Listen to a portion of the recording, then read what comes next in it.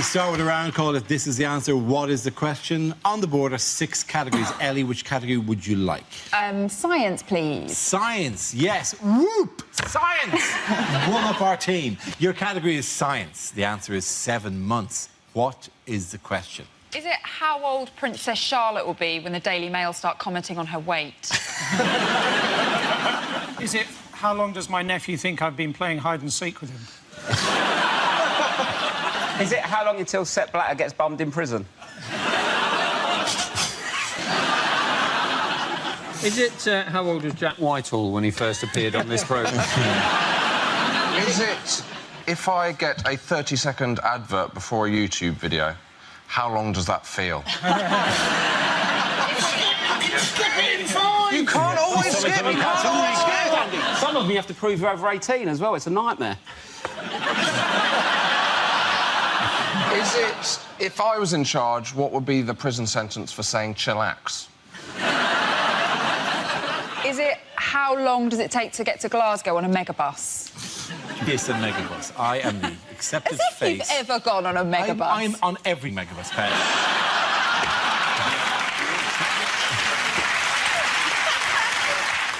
Is it how long it takes Dara to start a sentence? What?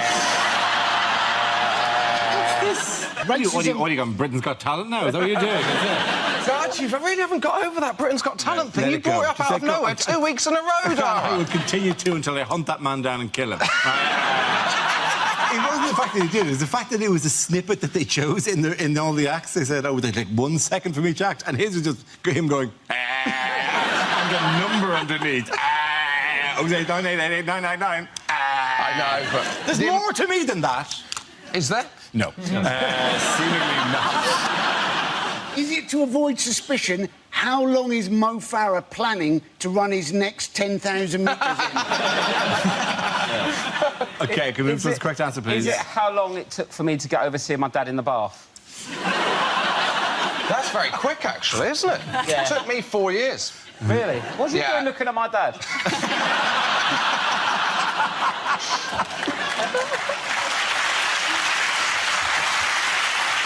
Surely more the question is, what was your dad doing in his bath? Friday Friday night. It's to do with that thing on the comet. That thing... That's your points to our correct team. answer. It's to do with that thing Is on a the thing. comment. I can't believe that this is the right answer. Oh, my God. Go on. It's basically, how long was the space probe that landed on the comet asleep for? Absolutely right. Thank you very much, Andy Parsons.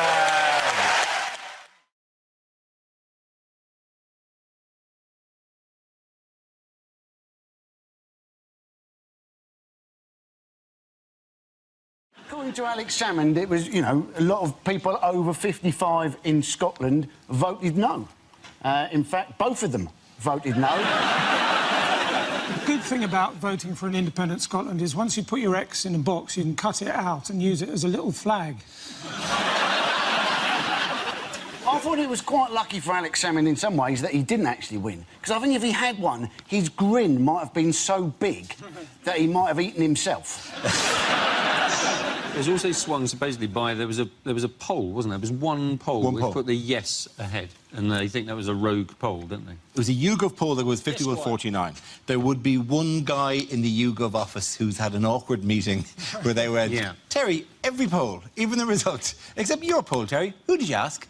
Who did you ask? I love the phrase rogue poll because it sounds like an unwanted erection. Actually sounds like a Daily Mail headline. Rogue polls. Rogue polls have been ruining this country. Then they ruined Scotland. Unbelievable. It's so embarrassing for David Cameron, just after this poll came out, then suddenly it's like, we'll give you loads of powers, honestly, and we'll give you cakes, and it's going to be amazing. Like, please stay. We're really going to look after you, I promise. It's going to be incredible. We're going to have a theme park and a roller coaster and whatever you want.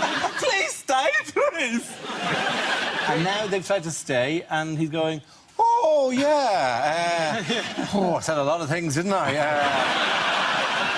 What I didn't understand about the Scottish election thing was, if the Scottish didn't want to be part of Great Britain, where were they going to live?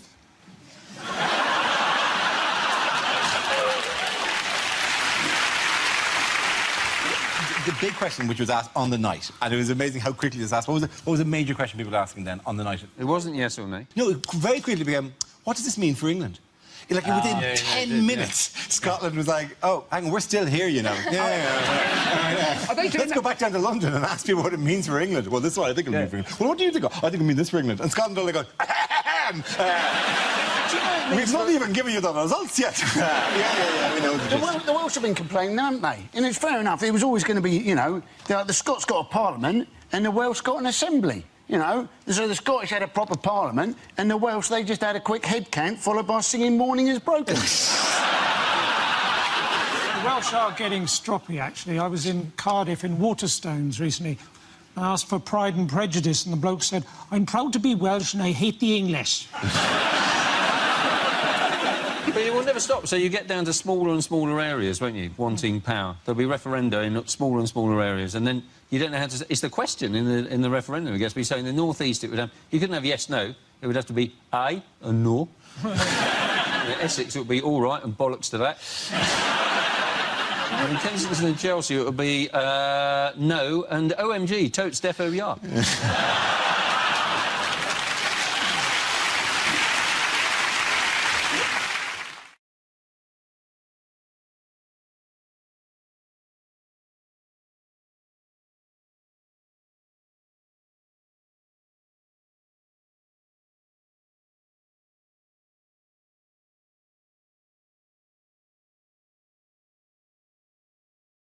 Our next round is called Picture of the Week. I show the panel a topical image and ask them to tell me what's happening. So, what's going on here?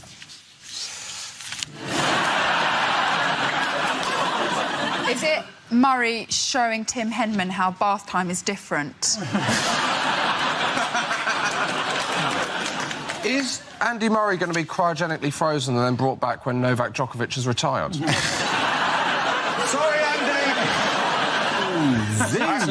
I know what it is. Andy's from Scotland. They don't get too much sun over there. He's enjoying the reflection of the trophy.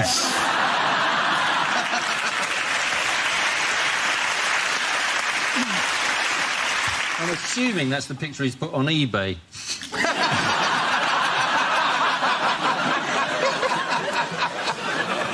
He looks like a centaur. He's like his legs bend backwards in that bar. That must be why he covers the court so quickly. If his legs backwards, you can never love me, my friend. He always plays on Centaur Court. Yeah, bravo. That trophy, you could fit your head inside. Have you toyed with putting your head in the trophy and playing Nightmare? Oh, my God, amazing. I haven't, actually, no. When you get home, you are going to have the time of your life! Have you put the baby in the trophy? Have you put the baby in the trophy? You've surely put the baby in the trophy. She doesn't fit. Oh, it's the baby. We tried, but... That's I'm delighted to hear it. Of course you had it.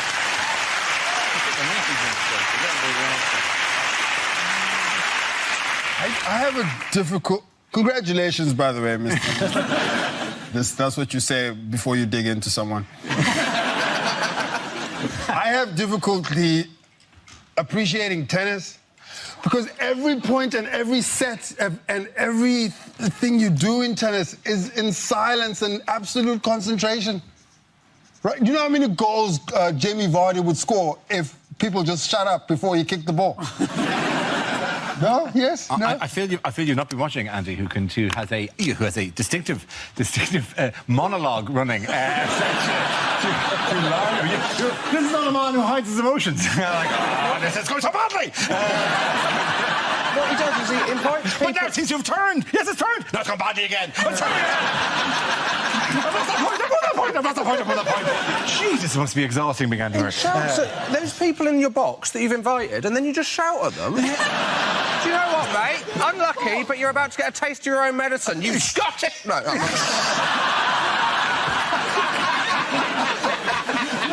I'd love you to come on. Why are you doing this to me? Why did you make me do this, Mum? Sorry, that wasn't about you. That was just my own problem. Why is Is there a pineapple on top of the trophy? Is it a pineapple? Is it a pineapple on top of the trophy? Yeah, it's a pineapple, yeah.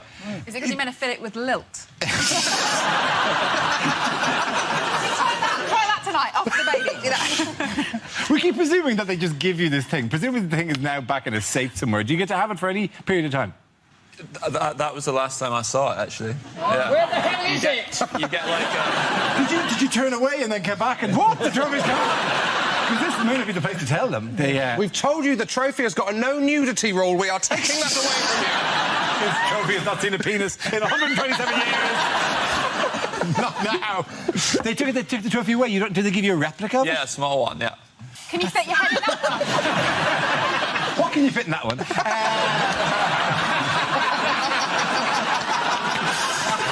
No, cut the mic out. You need it.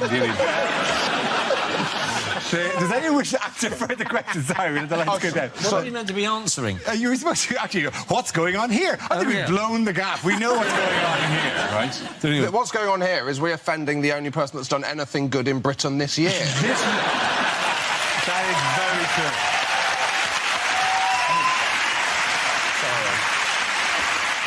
Yes, this is a picture of Andy Murray after winning his second Wimbledon title, making the first British man to win multiple Wimbledon singles titles since Fred Perry in 1935. Did you watch the match? Of course I watched it. He's here. Yeah.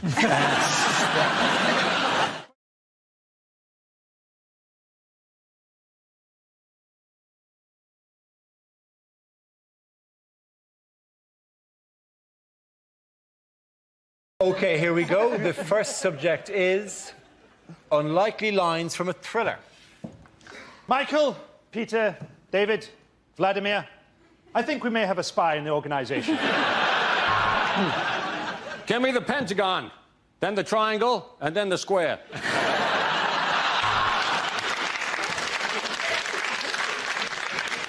Pussy galore, Bond here. I've been told by my doctor that I need to contact all previous partners. The owner of this motel dresses up as his mother and stabs people.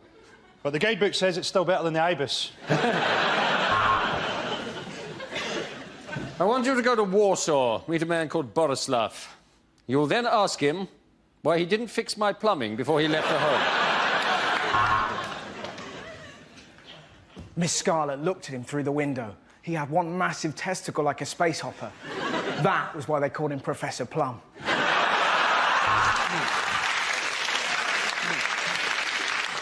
This is no ordinary pen, Bond. Turn it upside down, the woman's clothes drop off and you can see her face.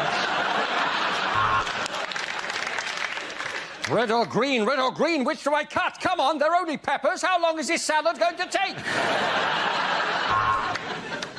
We need to find the third man. There's no way Amanda Holden will shag just two of us. Here's Simon. The Orient Express has been cancelled. However, there was a murder on the temporary Orient replacement bus. I have amnesia. The tattoos on my body will tell me what happened. Dara was here.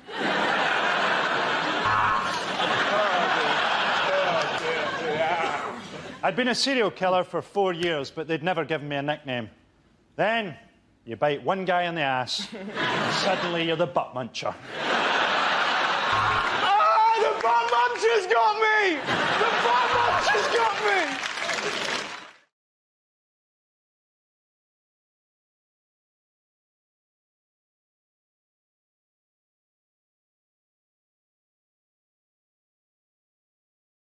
The first subject is unlikely lines to find in the Bible. He's not the Messiah, he's a very naughty boy!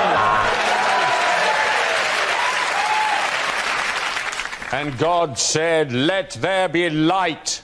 Sponsored by PowerJet.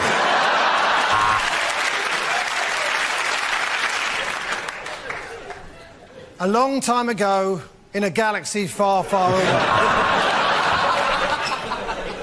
And God said, right, that's the 14 commandments. Now, will you remember all those? That's very good. Table for 12, Jesus. I can do 2 6s at 8:30. And on the 8th day, God created a magic talking leopard and forgot all about us. And Mary said God had given her a child, so Joseph went and joined Fathers for Justice. And it rained for 40 days and 40 nights, although Thames Water still had a hosepipe ban. St. Paul's third epistle to the Corinthians. Dear Corinthians, I've written to you twice now. No reply. I don't know how you do things in Corinth, but where I'm from, that's a bit rude.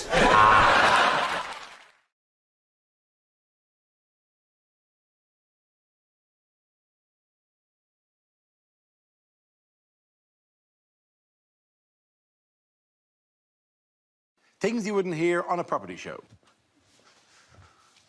So, it's a 2 up, 2 down. It's unusual, but those are the testicles I was born with.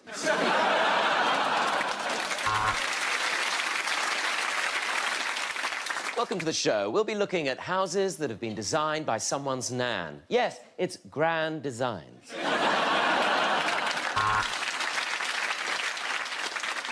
Of course, finding something in London on your budget was very, very difficult. So this property does come with a bit of a commute. Welcome to Stoke.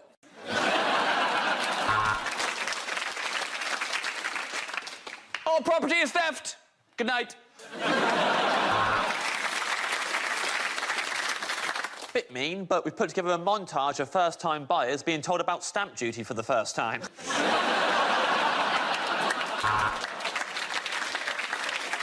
I begged Gary for an extension. He went and got a conservatory. I actually meant a penis enlargement. This week, Bert has bought a yurt. And that sentence alone makes this the most fun show we've ever done. Hi, I'm Kirsty Allsop, and this week I'll be patronising more millennials. You can't have dreams and a second bedroom. Wake up.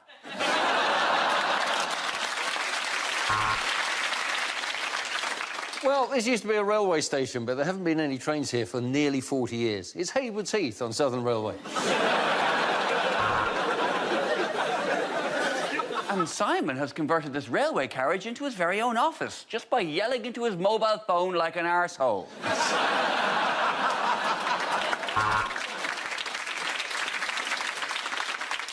This house was built on an ancient burial ground, which is why the episode's been hosted by me, the ghost of a hunchback Victorian boy trying to explain fixed-rate mortgages.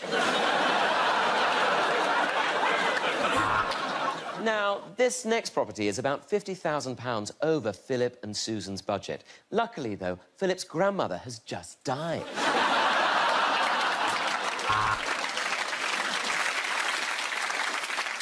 Loads of notorious people live on these here branches. Piers Morgan, Katie Hopkins, Donald Trump. So, what? Escape to the country? No, this is escape to the...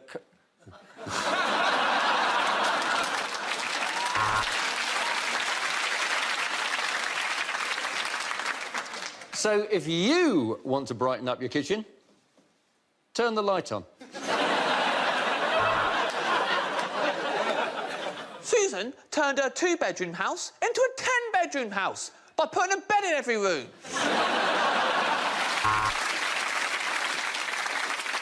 I'm Danny Dyer. Welcome to Let's Do This Gaff Up. Well, there you go. Immediately, you can see how much roomier it looks without the old lady and the oxygen cylinders.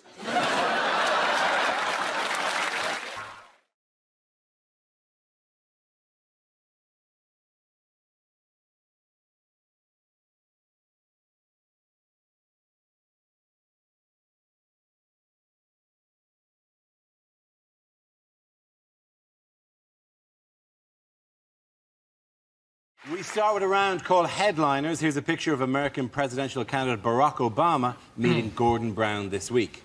But what does BOTE stand for? Is it Brown overdoes the ecstasy? Is it Brown orders tango enema? I think You know when you've had a tango enema. I think it is probably Britain's oddest twins exposed. Is it Brown impersonates cricket umpire? Yeah. Not taking the game seriously. Take the game seriously, It's very Michael. difficult to get all the letters right. You're not getting the rules of this at all, are you? It's very hard to get the letters according to the words. That's why it's a quiz! Is Gordon Brown watching Bill Oddie's tit extravaganza? To be honest, that is a TV show that needs to be made. Yeah. That's fantastic. Is it Brown's old Todger explodes? If it is, it's a shame that they didn't get that in the picture. Yeah. Sorry, Mike. I've got one that fits, I think. Do the letters match the words you're going to say? Is it? I thought today we could have actually had Carol Vorderman reveal the letters. She needs the work. Is it Brown orders tree explosion? Tree explosion? I think there's very little we can do to help you. Is it Barack Obama tours Europe? Yes, it is. Very good. The answer I was looking for is Barack Obama tours Europe. This refers to the presidential candidate's recent whistle-stop tour. After visiting Berlin and Paris, he ended his trip in Britain, where he met Gordon Brown, David Cameron and Tony Blair. There's something of the Messiah about Obama, though. Do you know what I mean? You sort of look at him and you imagine him walking into a room and it's just... just flowers appearing and rainbows and people leaping out of wheelchairs and women going, I'm pregnant, through his eyes. And you imagine Gordon Brown walking into a room and all you can see is a dog vomiting. That's it. There's this thing, isn't there? There's a big fuss because Barack Obama got, what was it, 200,000 people in Berlin? Let's not forget that the last time 200,000 people gathered in Berlin, it was to listen to the most evil man in the world, David Hasselhoff. This is what worries me about Barack Obama, though. Well, you know, he might well be elected. We don't know. He might be elected in November. He'd never be elected here because his slogan, his campaign slogan, is "Yes, we can," which is the slogan of Bob the Builder. That is quite ridiculous. Do you know that Gordon Brown gave gave him presents? Obama came, and Gordon Brown gave him 2 books on Winston Churchill and 2 silver picture frames, which immediately stinks of I forgot to buy him a present, wrap shit from the house. And then to give him 2 books on Winston Churchill, if you're getting somebody a book, you need, you know, in case they don't like the book, throw in some variety. It's just classic Gordon Brown. I'll get him a book on Winston Churchill, and if he doesn't like that, I think we'll go for another one on Winston Churchill. You know, what's for dinner? Pasta. But if you don't like that, I can easily whip up some pasta. The man's a complete idiot. Do you know what he got in return? Well, nothing, because Obama left them on the plane, Obama unbought at duty-free. Yeah, unless he came in and said, this, in this suspiciously triangular box, is a gift I bought you. Yeah, it's a Toblerone. But you see... I got you. The thing we've got to remember about Obama, right, is he doesn't just appeal to black voters because they think that he's going to change society. He also appeals to American white voters who think that he's Tiger Woods. I mean, let's face it, who is he actually going to be up against? He's going to be up against Senator John McCain, right? A man who came second to George W. Bush for the Republican nomination in the year 2000. What the hell have the Republicans been playing at? The best person they can find is somebody who wasn't quite as good as George W. Bush 8 bloody years ago. Do you know McCain's slogan isn't too good either, actually? Is it no, we can't? No, his slogan... his slogan is these oven chips contain 35% less... which isn't...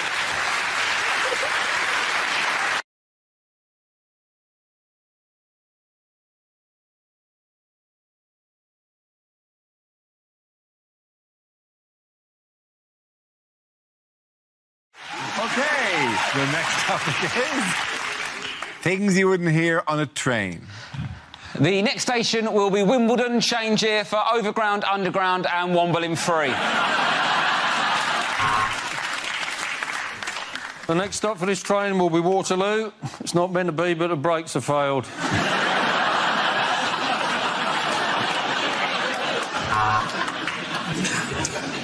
Yeah, I just want to tell you I'm on the train. No, everyone else is doing it. Thought I'd join in.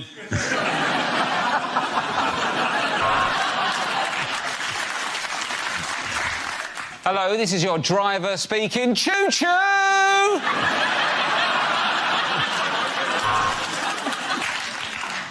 Now an announcement for the people who insist on sitting the way the train is moving because sitting backwards feels weird.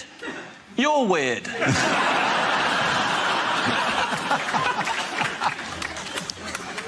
This train will shortly be arriving in Taunton. Please remember to turn off all mobile phones lest they mistake you for gods.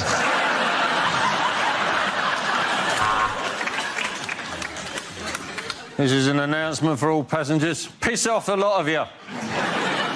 This is Crossrail.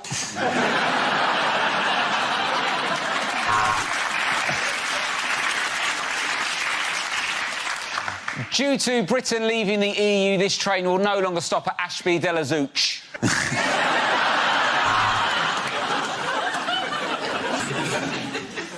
Bing bong! Could the owner of a missing xylophone please make their way to the guard's carriage? This is an announcement for the passengers who are complaining that this service is late. Can I just point out that as this is Southern Rail, you're lucky to be on a fucking train at all. Bing bong. This is the bullet train service to Tuck it. Oh, we're here. Everyone off. Would the driver please contact the guard? We're doing 120. You don't seem to be in the cab, mate.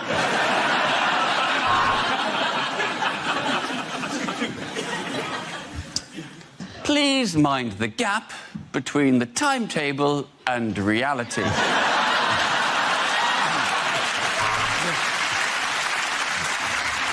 There is a quiet carriage on this train for those shocked into silence by the price of the ticket.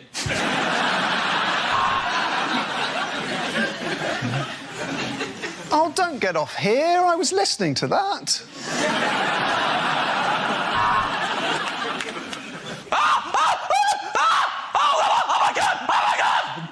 I'm scared of tunnels. I'm so scared of tunnels. At the end of that round, the boys with Ed, Hugh and James.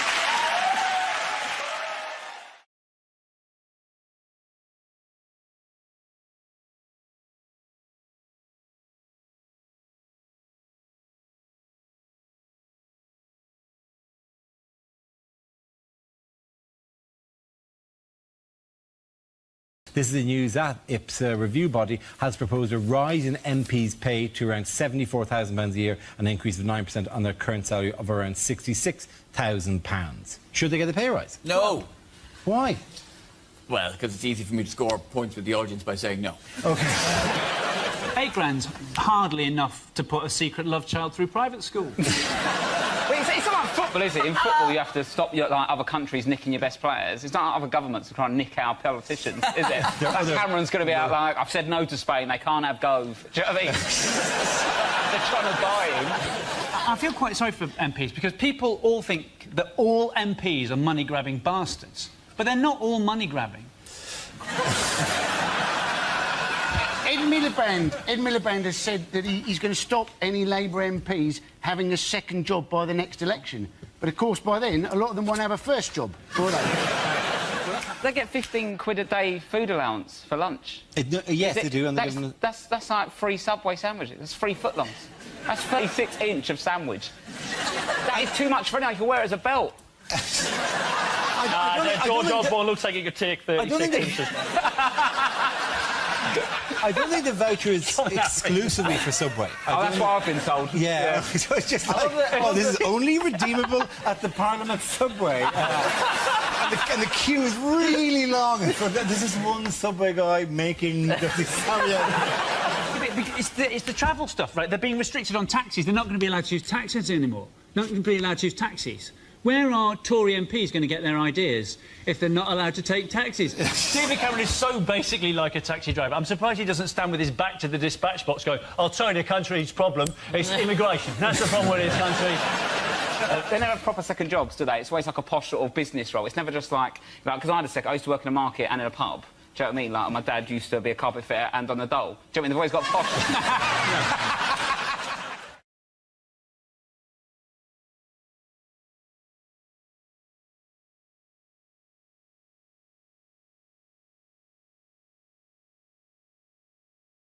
Things you'd never hear a French person say. Of course, it looked hopeless, but we kept fighting.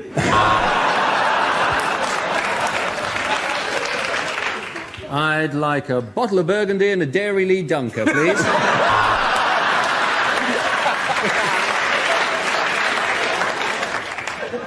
You're English. How nice to meet you. J'aime beaucoup, Monsieur Jeremy Clarkson. I've just bought a wonderful little holiday home in the south of Birmingham.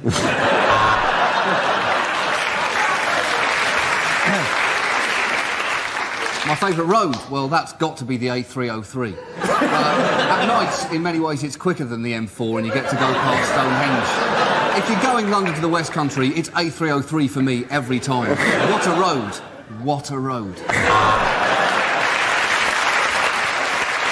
And we throw that part of the animal away.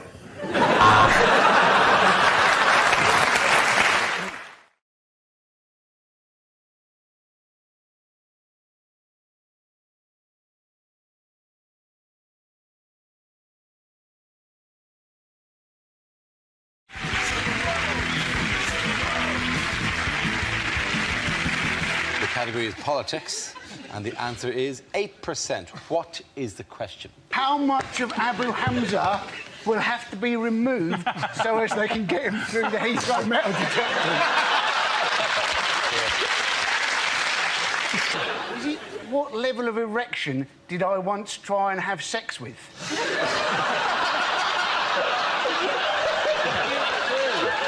Do you measure like on that scale, or is it just in terms of... Image of you going out on the pole, checking your wallet before you go out, condom, protractor.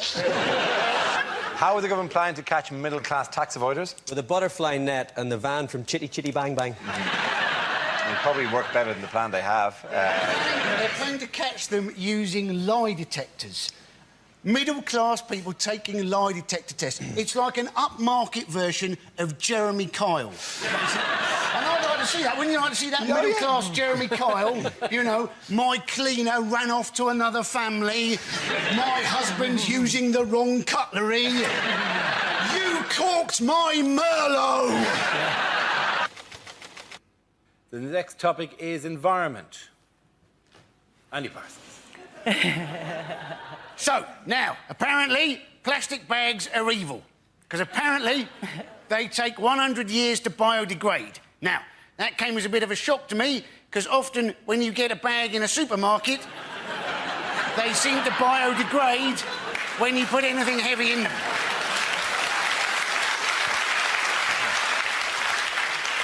That is why people double bag, isn't it? Because otherwise, it's like a crap magic trick, isn't it? They give you the bag, you put the bag on the counter, you put the stuff in the bag, you pull up the bag, and hey presto, the stuff's still there on the bloody counter. Well done, Andy Parsons. People were saying, oh, well, it's stupid, you know, what's the point of any of our kids learning Arabic? But it could be quite useful, couldn't it? For instance, if you were sat on the tube and two people in front of you were speaking Arabic, it would make you a little more relaxed about what they had in their bag. Basically, these education proposals, you know, they've been upsetting teachers. And you don't want to upset a teacher, do you? Very easy to upset a teacher. All you've got to do to upset a teacher is go, oh, you've got long holidays. They don't like that, do they? And then, if you continue with that with, oh, and you finish at 3:30. Oh, they're livid, aren't they? Oh, I've got me marking. And Frankie, the next topic is... It's terrorism. Andy's in like a shot. Now, Tony Blair has once again tried to justify improving our nuclear weapons because he says one of the reasons is he's worried terrorists such as Osama bin Laden might get hold of them. Now, once again, I think this is scaremongering. We know Osama bin Laden hasn't got a nuclear weapon because we haven't seen it on his videos. We know he's got a rifle and a donkey. I don't think we've got to worry until he's ditched the rifle and we see his donkey strapped with a cruise missile. Well done, Andy Parsons. Bad things to say at a job interview. I'm really only here because I'm hoping to slip on a wet floor and then fall off a ladder.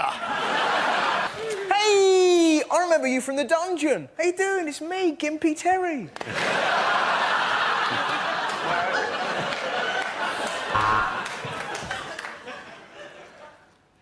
I'm Gimpy Terry's mate.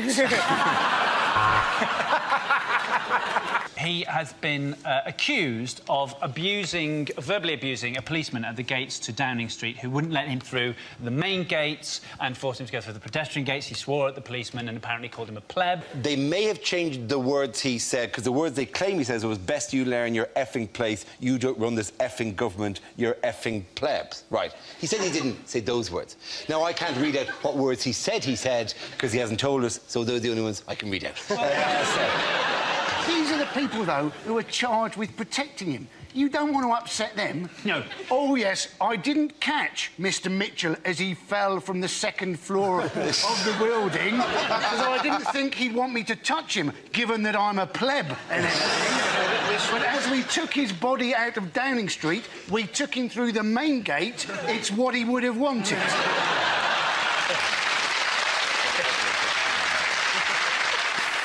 We start with a round called Headliners. Here's a picture of Prime Minister Gordon Brown with his immediate predecessor, Tony Blair. But what does BMCB stand for? Is it Brown's Mental Complete Breakdown? or is it just Britain's Mr Charisma Bypass? Is it Blundering Morons Crucifixion Begins?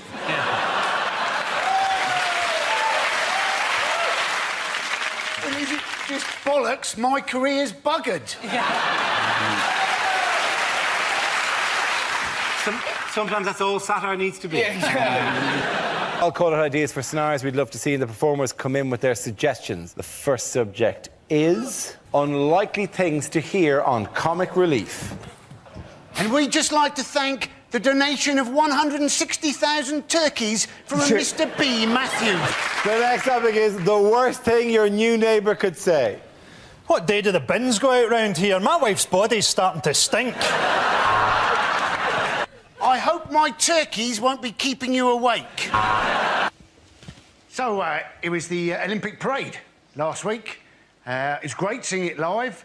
Obviously, I had to keep a certain amount of a low profile in the crowd because I was throwing a sickie from work at the time.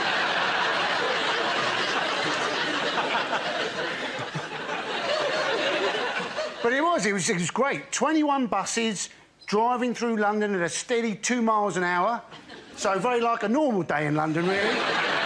There was an embarrassing moment, though, when one of the conductors rang the bell on the bus and then got the shit kicked out of him by the blind football team.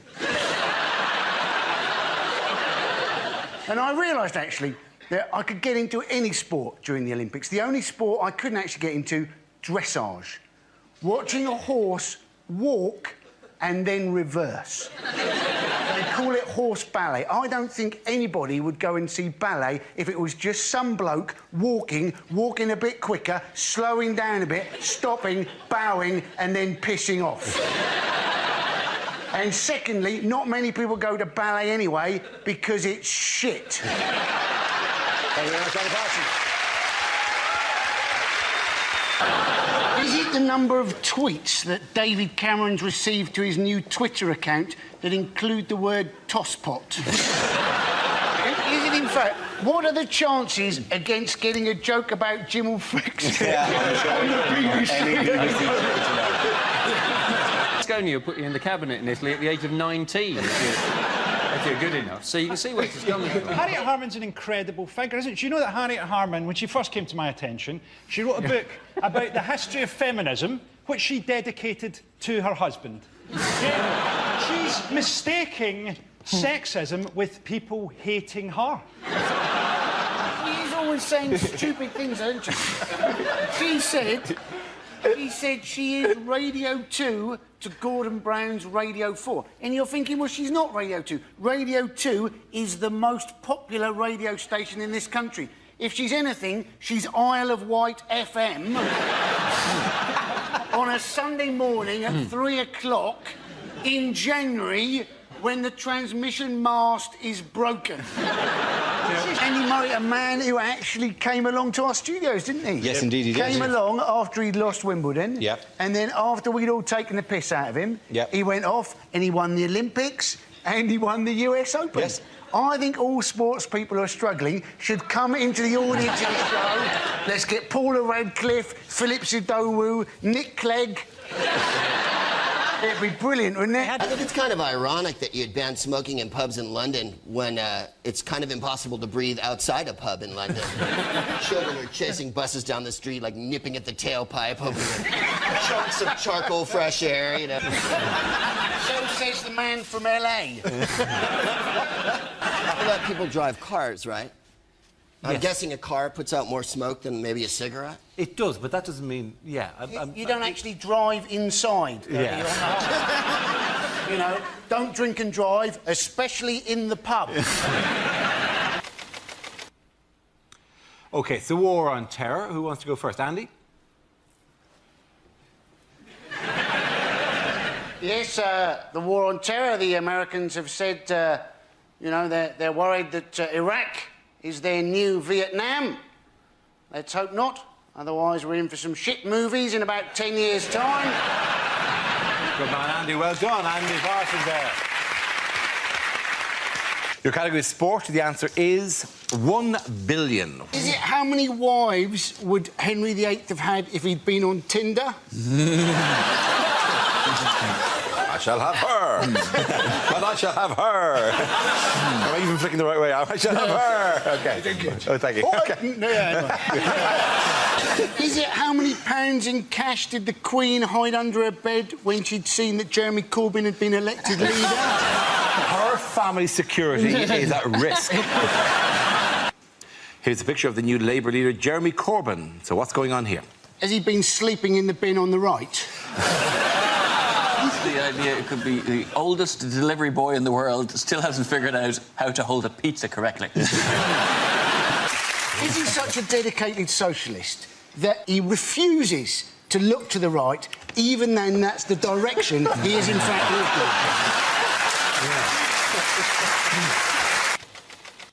looking? My topic is politics. Who wants to come in on that? Andy Parsons. So, we've had the Lib Dems announce their immigration plan. What they like to do is they like to put immigrants into places in Britain which don't, at the moment, have many immigrants. Quite what those parts of Britain will feel about that policy. I grew up for quite a long time in Cornwall, and there they regarded anybody who came from Devon as an immigrant. We had one bloke on our street who was known as the Traveller because he'd once been by train up to London. And we have a new president for Europe, a man by the name of Herman Van Rompuy. Now, the Sun can't wait to get a headline going on this one. Rumpy Pumpy, Rumpy Numpty, Humpty Rumpy. They'll go for gold if he gets involved in an affair with a one-legged ugly dwarf. Rumpy Pumpy from Rumpy Numpty with Frumpy Stumpy Grumpy. Well done, Andy Parsons. Your category is world news. The answer is 1/5. What's the question? How much of a Boris Johnson speech is not, well, I say, boss? OK, here we go. The first subject is things you wouldn't hear on a science documentary. Hello, my name's Dara O'Brien. And to try and bring science to the masses, I'm going to appear in a programme with Stephen Hawking wearing a ridiculous hat.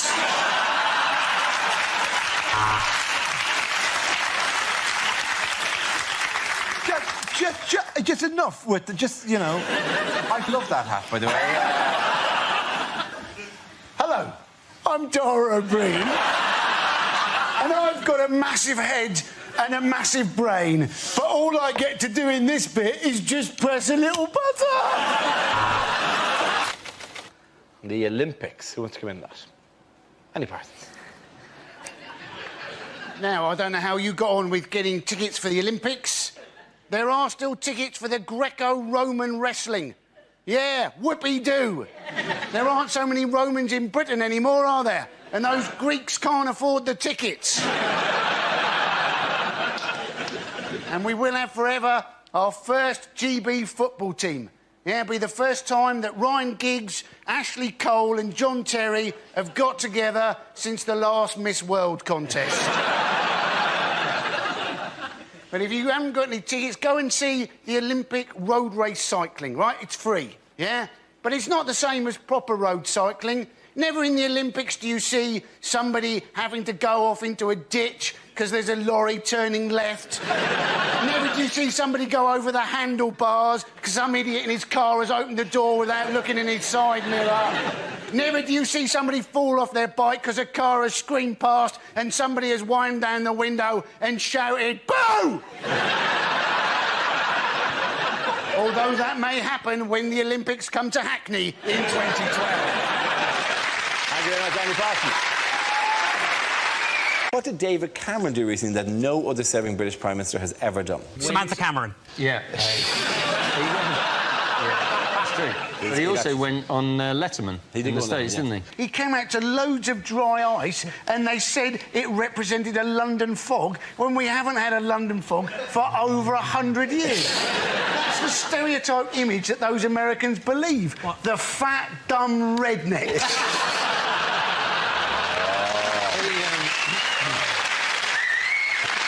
The closest we've currently got to a London fog is Boris Johnson at the moment. Either that or Amy Childs from The Only Way is Essex. What Boris Johnson did say was that he got it wrong deliberately because he didn't want to seem like he had Latin coming out of every orifice. Now, that sounds creepy, doesn't it? The thing about Boris Johnson, though, isn't it, is everybody thinks he's quintessentially English, but in fact he was born in America, named after a Russian, and looks like a Swedish person who's eaten another Swedish person. And it's the economy. Andy Parsons.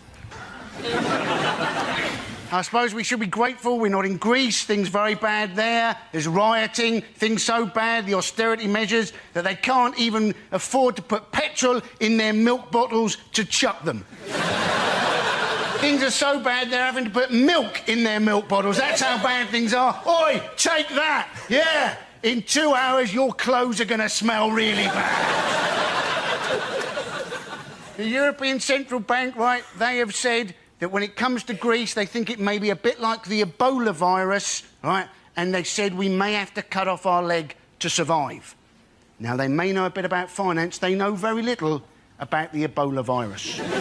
It affects your entire body. You cut your leg off, you've still got the Ebola virus. You've just got one leg bloody less. Thank you very much, Andy Parsons. Lines you wouldn't hear in a war film. We've managed to crack the Germans' code. Turns out they were sending messages in German. I'm afraid we can't afford goggles. So what we're going to have to do, we're all going to have to go like this. Things you didn't hear at the Olympics. I am the little girl from the opening ceremony. This is my real voice. And it's gold for Ireland!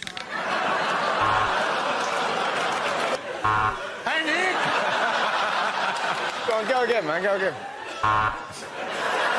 Do it. And there's fuck all for Ireland! No, I'm not letting you off for the last Ireland joke. You're not getting on again for the rest of the show.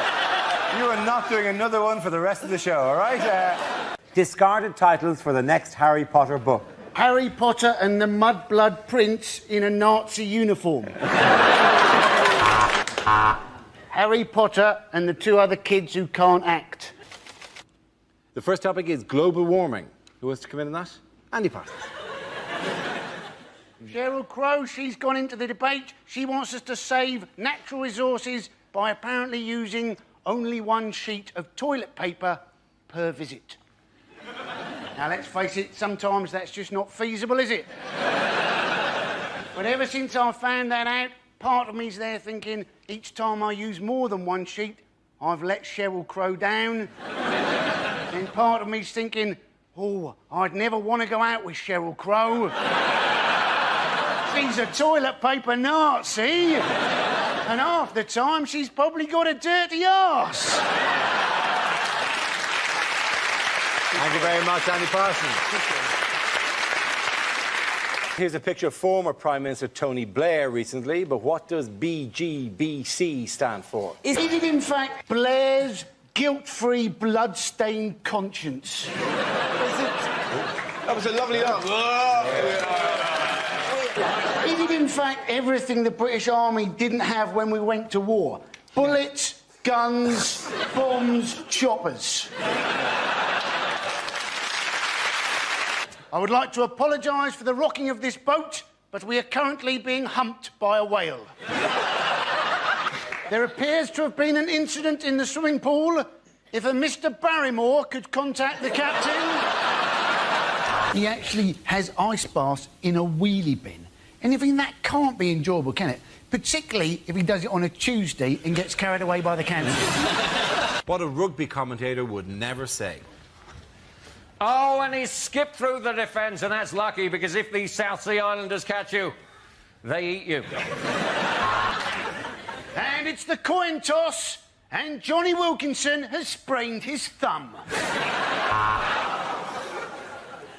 And here comes... Hugh Dennis. It was after I heard the buzzer that I realised there was one thing I hadn't heard at the Olympics, right, was fuck it.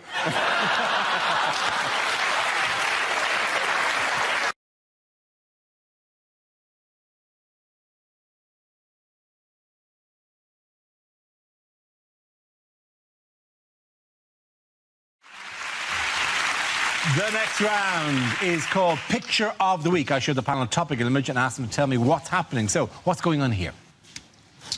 Is this a picture of what Donald Trump refers to as patient zero? Worst Stevie Wonder tribute ever. Peter Stringfellow emerges from another cracking night at Angels. Hands up if you made a bracelet out of some spare handbag chain. By the reflection in her glasses, she appears to be looking at a tornado of some sort as well. She's trying to prove she's not an ageing candidate, but she's left her napkin tucked in from dinner. That soup gets everywhere, doesn't it? Because people have been saying she's using a body double, haven't they? And I think, well, it's nice to see Judy Finnegan back in work. I think the answer you're after... Yes, Hugh, what is that? That is Hillary Clinton. Thank you very much, Hugh. Yes. She's mocking Donald Trump with her normal-sized fingers. Yes. Look at these. Yes, this is a picture of US Democratic presidential nominee Hillary Clinton in New York, where she was taken ill this week after being diagnosed with pneumonia. Is this a huge bump in the road for her? Well, yes, because people say, oh, no, she's got a cough. Let's elect a racist instead. Because he's done many things, but he hasn't coughed recently. Yeah. I have this idea. Even if she's dying, even if she's dead, we're better off electing her. I have pulled stuff out of my shower drain that would be a better president than Donald Trump and would look better on his stupid head. I think it's very shrewd of her to get a disease that Trump supporters definitely can't spell. He's furiously looking to N in the medical dictionary. Maybe there's a K in front of it. Trump's got to be careful, like, you know, just keep going on about her health all the time. Look at him, right? If a heart attack was a person, it would look like Donald Trump. But that's the problem, because you've got older candidates. I think she's 68, he's 70. Not like in England, obviously. Cameron can get in. He can rip the country in half for the sake of a power play, and boom, he's back on the after-dinner circuit before he hits 50. Nice. What are the claims that have been made about Hillary's health? That they're using a body double. Yes, exactly. She's using a body. She's 2 yeah, weeks, but it's not actually Hillary. And I think, well, you know, it wouldn't be the first time that she's got someone else to do the difficult jobs for her, would it? Monica Lewinsky. Yeah. Thank you for the clarity, Bron. Thank you. So I just spell that out. Yes, various claims, you know, because God love us. It turns out the internet is full of people who have these theories.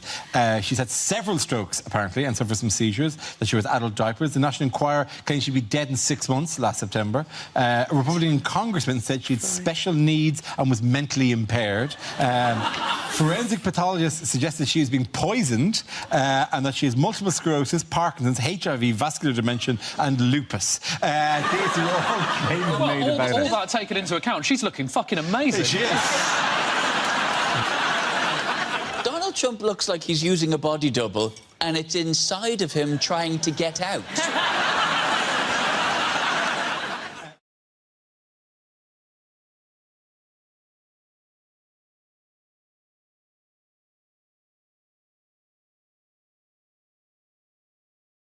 Now we come to scenes we'd like to see. So if everyone can make their way over to the performance area, please. I'll read out this week's topics and then we'll see what our panellists can come up with. OK, here we go. The first subject is unlikely things to hear in a school assembly. It's your own time you're wasting, so please think twice about choosing media studies as an option.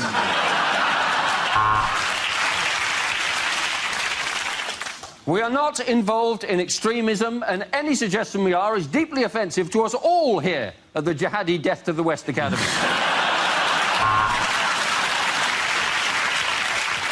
Congratulations to the Year 7 football team who beat England. There are 2 new girls in the school today, thanks to Louise in Year 9, who's just had twins. New school rule, from next term there will be running in the corridors because we've had to sell off the gym. Just this morning we confiscated a bag of cannabis and now we're asking all students to come forward if they've got Pringles.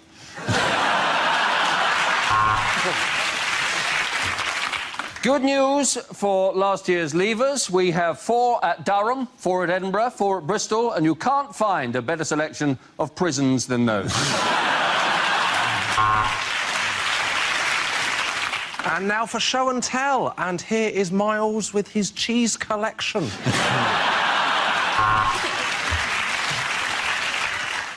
Congratulations to the first 11 who yesterday beat St Christopher's 37-0. St Christopher's is an intensive care unit, but nonetheless, well done.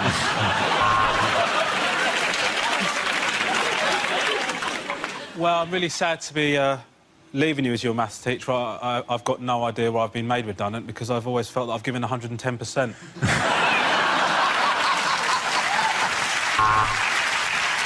Just a note for 5D. When I said that Thomas should be in a blazer, I didn't mean set him on fire.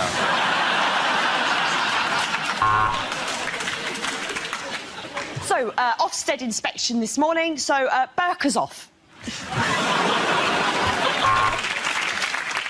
Now, I know today is no school uniform day, Barry, but we were hoping that you would wear something else. And now the register is the reason that Mr. Smith cannot be here at the school today.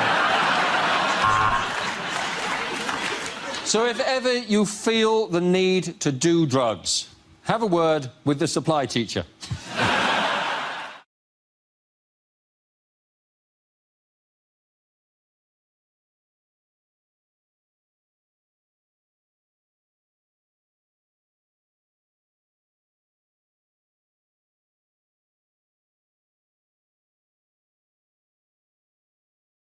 OK, here we go. The first subject is unlikely things to hear on a property show.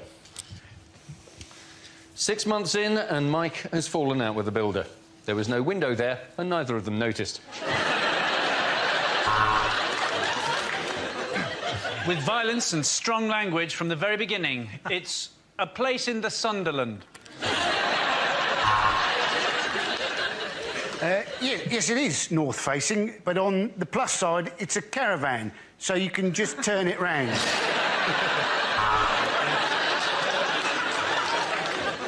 Get that fish out of here, it stinks. should never leave a place in the sun.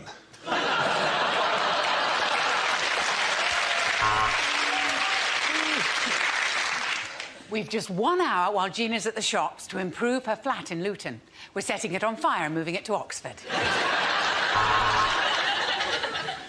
Well, it's another setback. This time the structure is damaged. And for the first time, I'm asking myself, will the Death Star ever be finished?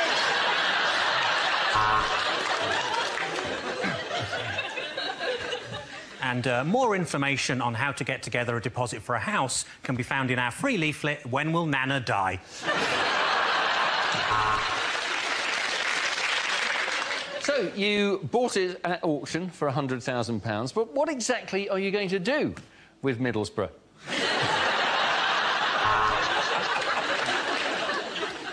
Well, what we've done is we've knocked the wall between the kitchen and the lounge down, and what that's done is killed all the people who were sitting in the lounge. The kitchen's done in a very modern style. We call it crack den. We're looking at a well-equipped council house in Hull. Fridge, oven, washing machine. In fact, this is one of the nicest gardens we've seen. This week on Grand Designs, my gran designs a house. It'll be shit. She's got terrible arthritis and not even a rudimentary qualification.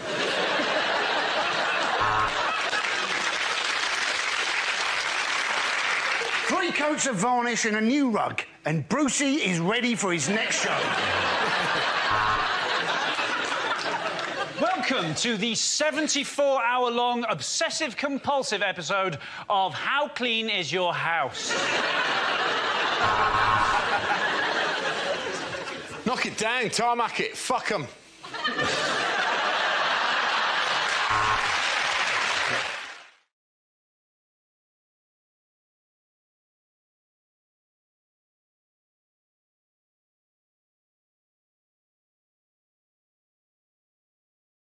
Now we come to scenes we'd like to see, so if everyone can make their way over to the performance area, please. I'll read out this week's topics and then we'll see what our panellists can come up with. OK, here we go. If you do that in as fucking shambolic a way as possible, that'd be really helpful. Of course we'll get them to do it all again. Now we come to scenes we'd like to see, so if everyone can make their way over to the performance area, please. I'll read out this week's topics and then we'll see what our panellists can come up with. If you could manage to do that less sarcastically. Now we come to scenes we'd like to see, so if everyone can make their way over to the performance area, please.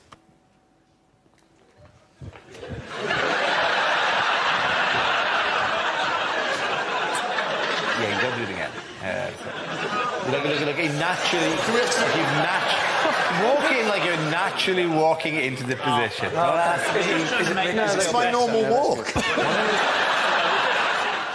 Yeah, no, 2 inches that way. What? I'll give you 2 inches. Now. Thank you, I appreciate it.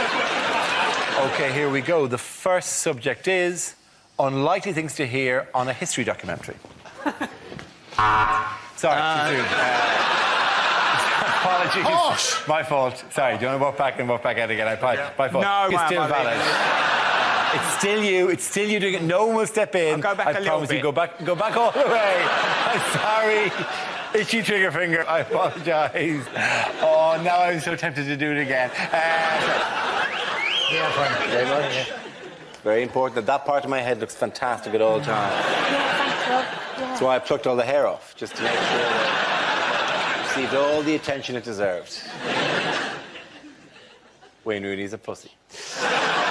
OK, at the end of that round, the points go to Alan, Hugh and Milton. Wow. OK, can we do that again without you whining like a fucking child, right? Go back there. Christ almighty.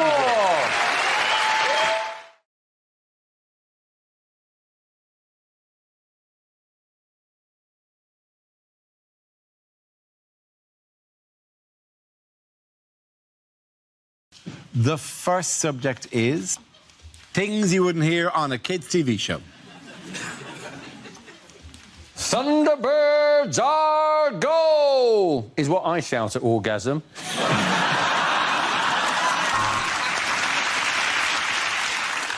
Oh, Lala, I'm afraid you're not Teletubby, you're Teleobese, and if you're not careful, you'll get telediabetes.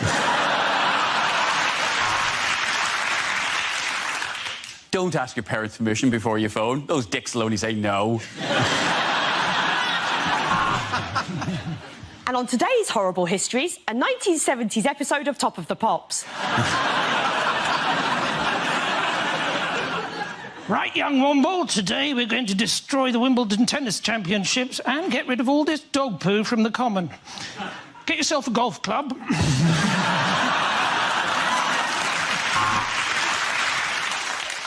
Well, if you're not having an affair, whose square pants are these?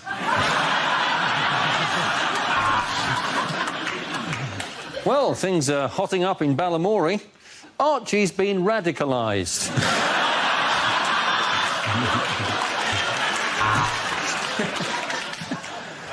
Well, Miss Hooley, I'm wondering if I'm going to be regretting this job in 14 years.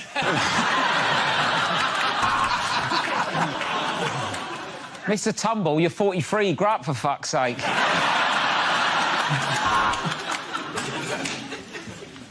Johnny's dad said, do your revision. So Johnny left school and entered the Eurovision Song Contest.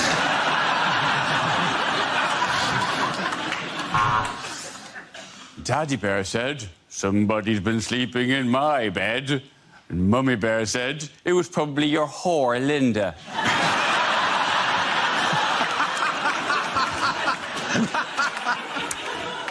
Just 3 more blobs of glue, and that's a massive cock and balls there. And the janitor would have got away with it too if it hadn't been for the photographs he'd taken of those pesky kids.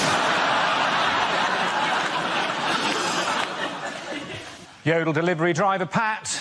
Yodel delivery driver Pat. He's thrown your parcel in a hedge.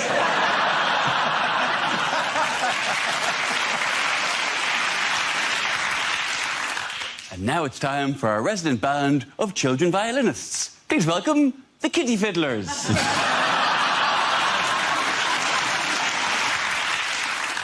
And now, Peppa Pig is a recipe on Saturday Kitchen. Let's see what's happening over at the Magic Roundabout. Yep, more dogging. And just remember, your Blue Peter badge can get you in free at over 200 strip clubs and lap dancing establishments.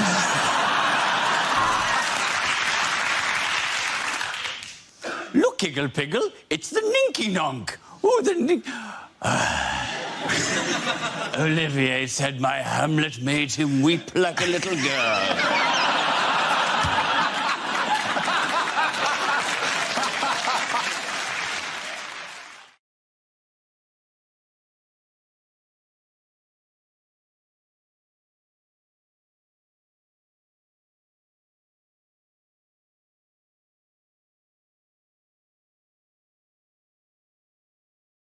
OK, the next subject, please. Let's spin the wheel. Next subject is science. Who wants to come in that? Chris Howson.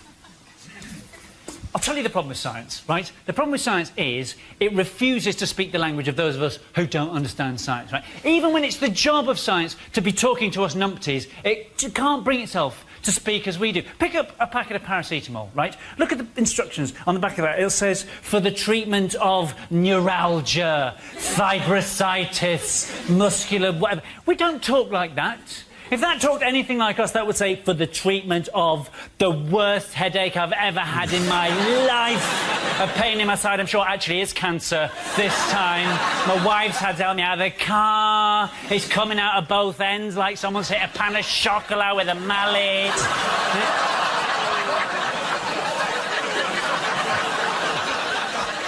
That is how we talk, right? But it doesn't... We can't tell what's actually science and what is some hokey nonsense dressed up as science to, you know, entice us in. That's why cosmetics companies, whenever they bring out a new thickness of goop, right, they give it a kind of sciencey name so we'll be all dazzled. Nivea DN-Age.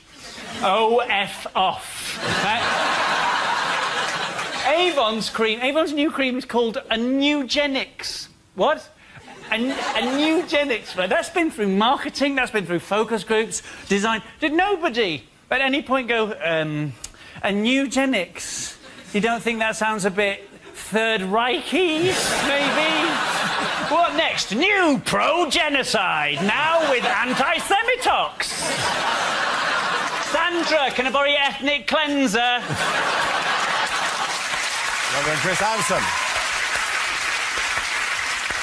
And that leaves us with Milton. Let's see what you've been left with. Let's spin the wheel.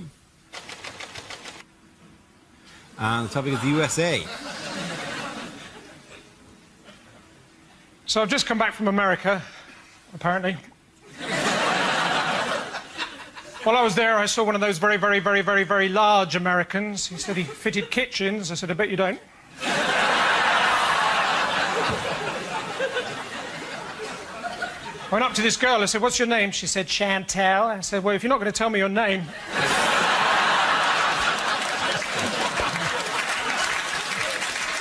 I said, what do you do for a living? She said, don't go there, don't go there, don't go there. I said, I hope you're not a travel agent. When I was in America, I bought tickets for the Bears versus the Cowboys. Bit of a disappointment.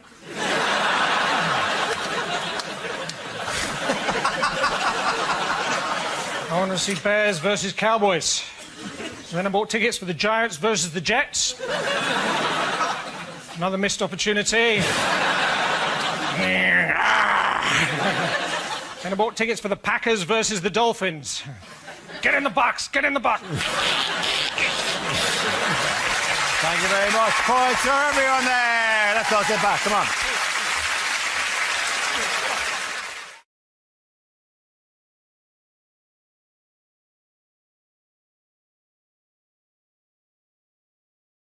Let's see the first topic, please. The first subject is catering. Anyone's given that? Josh.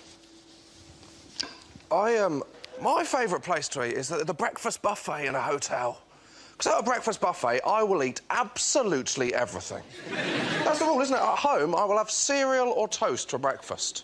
At a breakfast buffet, I am having cereal and toast as my starter. In combinations you would never consider at home. Coming back and what have I got? Well, 8 hash browns, topped with some Dutch cheese, actually. I have 4 pain au chocolat, 6 croissants, some segments of a fruit I've never heard of, and 12 of the smallest orange juices you have ever seen in your life. I eat so much at breakfast buffet, I'm so tired, I have to go back to bed. And then sleep through to my next breakfast buffet. Remixing the cereals, going crunchy nut cornflakes with shreddies. Who do I think I am, Heston Blumenthal? You've got to do it, don't you? It's like when you're in Nando's, they give you the plastic glass to pour your own drink. I think, well, I'll be an idiot not to make myself a spranter in this situation, wouldn't I? What am I having? Having a Sprocofola, actually, yeah, all of it. What did it taste like? Utter shit, absolutely terrible. Thank you. Thank you very much, Joe and Jack. OK, let's have a look at the next subject. And the topic is smoking. Let's come out. Joe. I've actually given up smoking, which, well, that's a lie. I'll be honest with you, I'm one of those pricks that says they've given up and then goes to the pub and smokes yours. Because when I was a proper smoker, I hated pricks like that. I really, like... You know, someone comes to you and go, have you got a spare cigarette? I go, no. Because unfortunately, I'm addicted to them. Which means I pretty much take a shine to all of them.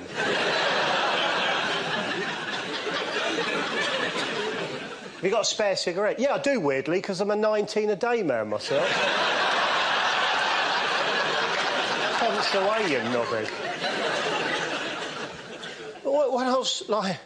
Warnings, they do nothing for me, like, you know, the warnings, they're quite drastic things, they're like smoking kills. So? I've got a horrible picture and still people don't give up. And I thought, bloody hell. So I've come up with a couple of ideas, right, to get people to give up smoking. They're just ideas, right? You could either put a warning on cigarette packets that says something like, one of these fags has been up a dog's arse.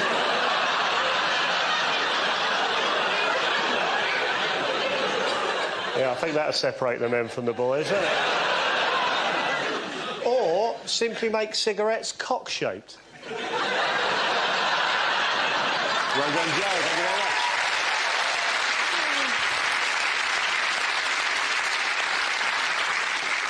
So that leaves Milton. Let's see what topic you've got.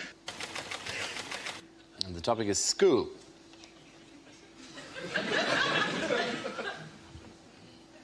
That last bloke was a bit weird, wasn't he?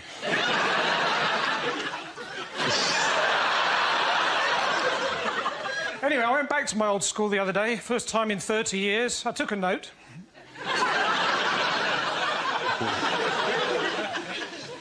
Teacher said, so, Jones, what have you done with your life? I said, oh, I'm just Britain's top Ofsted inspector.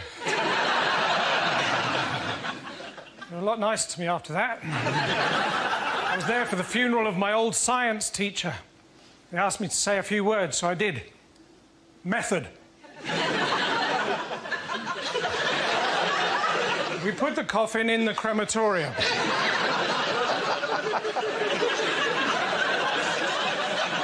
Observations. It burned with an orangey bright flame.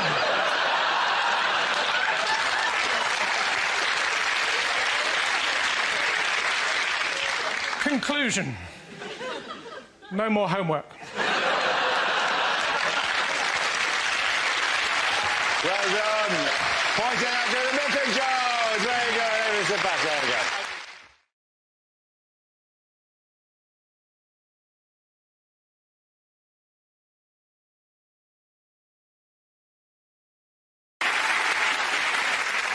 We start with a round called Headliners. Here's a picture of Gordon Brown, but what does BLSC stand for? Is it Brown Lifts See-Through Cucumber? Bungle loses showbiz costume.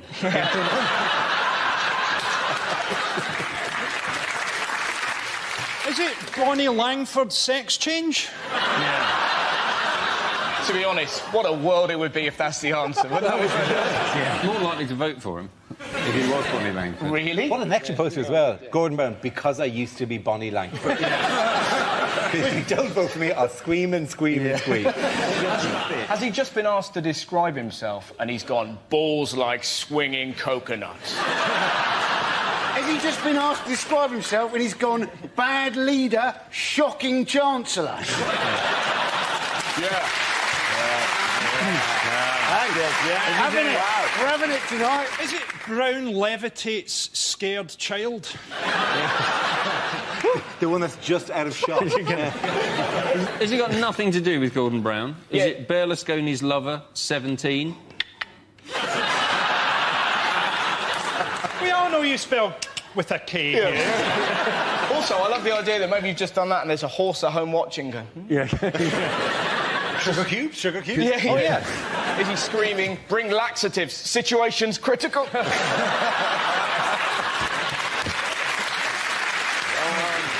Listen, let me move you towards the correct answer. Is it Brown's leadership style criticised? Yes, it is. Oh.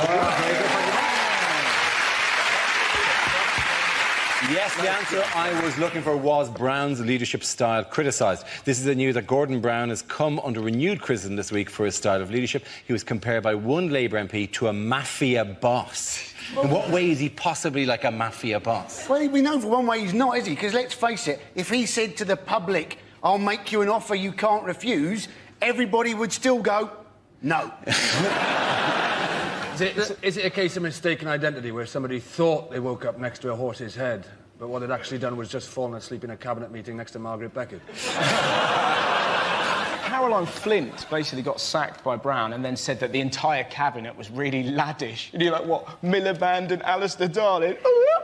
Watch out, we're going to Ayia Napa. He said that Brown was scary and had an intimidating side. Yeah. And you think, well, why doesn't he show that to anybody? Why doesn't he intimidate Al-Qaeda? Why doesn't he intimidate David Cameron? Why is it that the personality he chooses to present to the world is of an old woman's cushion that's been left out in the back garden for cats to piss on? Gordon Gordon Brown is so devoid of any life that if he was a cartoon character, this is the stage where they'd be drafting in a sidekick. Is anyone else sort of puzzled that Gordon Brown's nephew's in the cabinet and that he's a raccoon? To be honest, though, Frankie might have hit upon something genius there, because... Really? Yeah, no, listen. No, because the Labour Party basically need a new frontman, and the raccoon idea is good, but they should go for that little fella out of the Compare the Meerkat advert, because he is possibly the most popular thing in the country. Yeah, he is. He is, Imagine that. actually. Simple, clicks his head, economy fixed. Meerkat! Why is he Russian? Why is the meerkat Russian? I've never understood Was that. he dressed up in a stately home? These are questions... Never been made clear. You're making the mistake of imagining that we need something popular to defeat Gordon Brown. You know, you don't need a meerkat. Herpes would beat Gordon Brown. Let's be honest. You mean more as a psychic? I don't think herpes would make a good psychic, though. I'm Gordon Brown, and here's my psychic. Yeah, you can see it manifest itself in the corner of my mouth. They said, haven't they? They said he needs to tone down his dark side. Yes. They appear to have confused him with Darth Vader. But maybe they're right. Maybe it's going to turn out, in fact, David Cameron is, in fact, Gordon Brown's son. Well, we broke it first. I'd love if that happened. Because Cameron, by the way, Cameron, big fan of the show, by the way. I met Cameron during the week in BBC Radio 2, just in the corridor, and he went, hello, and I went, hello, and he went, oh, yeah, Mock the Week, very good. That Boyle chap. What did he mean by that, do you think? I don't know. We just kind of went, because we both like, I had nothing more to add. You sure it wasn't just in his hit list to MI5, that Boyle chap? Make it look like an accident. This was a criticism made by female Labour MPs, yes. Wasn't it? Because they're not been put in the new cabinet. Yeah. Who wants to be put in Gordon Brown's cabinet? That's like being handed a set of pilot goggles by Emperor Hirohito.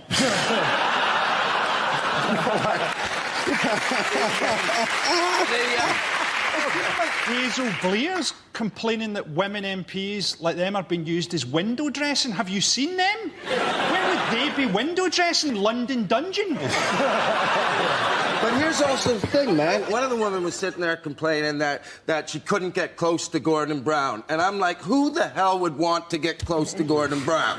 Who's going to sit there and look at that sexy guy over there with one eye? I'd sure like to see his moves shake. I was wondering, maybe Gordon Brown could use his disability to his own advantage. You know, maybe he could say, oh, well, yes, I did see the recession coming. I just couldn't tell how far away it was. This game involves Andy, Rod, Tom and Russell, so if you could make your way to the performance area, please. This is where we test our performers' stand-up skills. We spin our news generator, it settles on a topic, and anyone can volunteer jokes about the chosen subject. The winners and the people I judge should produce the funniest stuff. OK, here we go. Let's spin the wheel. The first subject is credit crunch. Who wants to come in on that? Andy Parsons. Now, the government have got this idea that what they want to do is bankers who've lost their jobs, they want to retrain them as teachers, but in half the time it would normally take to train a teacher. I bet the teachers are happy about that, aren't they? Hey, these people were crap at banking. The chances are they're also going to be crap at teaching, and they'll be even crapper if they're trying to train them in half the time it would normally take. Yeah, these people, right, surely it'd be better to retrain them as bankers. That is what they were crap Well done, Andy Parsons. OK, let's spin the wheel again. The subject is eating out. Who wants to talk about that? Rod. I ate out the other day. That's what I went to Cardiff Bay. It's all changed, you know, they've done it all up and it's all European development money, and some of the places now have got tables outside. It's al fresco dining in Wales. Just taking the piss. I think I tried to have a Twixt on a bus stop a few years ago down there. It was too wet to eat. So everyone's pretending it's Madrid down there. You know, your soup bowl's filling up faster than you can eat it. I didn't get past my starters after 7 hours of soup and rainwater. I gave up. Everyone's pretending it's Madrid, don't see your soup bowls filling up. There's waiters with frosted eyebrows fighting their way to the tables going, spaghetti carbonara, spaghetti carbonara. I'll get another one, I'll get another one. Rugby. That leaves us with Tom and Russell. Let's spin the wheel. The next subject is extreme sports. Who wants to come in on that? No, Tom. go. Why not? I went skydiving. I don't know if anybody here's ever gone skydiving, but if you haven't gone, I'll tell you what they do. They give you a couple lessons, then they bring you up into the plane, and you're not allowed to jump out of the plane on your own because it's too scary. So what they do is they hang you off the wing of the plane, which isn't scary at all. And the guy inside, he yells, "Let go!" 3 times. Then he gets mad. Starts kicking your hands. 'Cause I'm not letting go.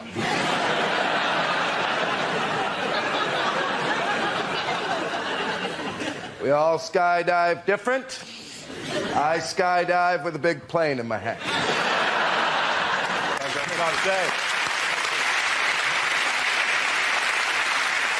OK, Russell, let's see what you've been left with. Let's spin the wheel. Topic is families.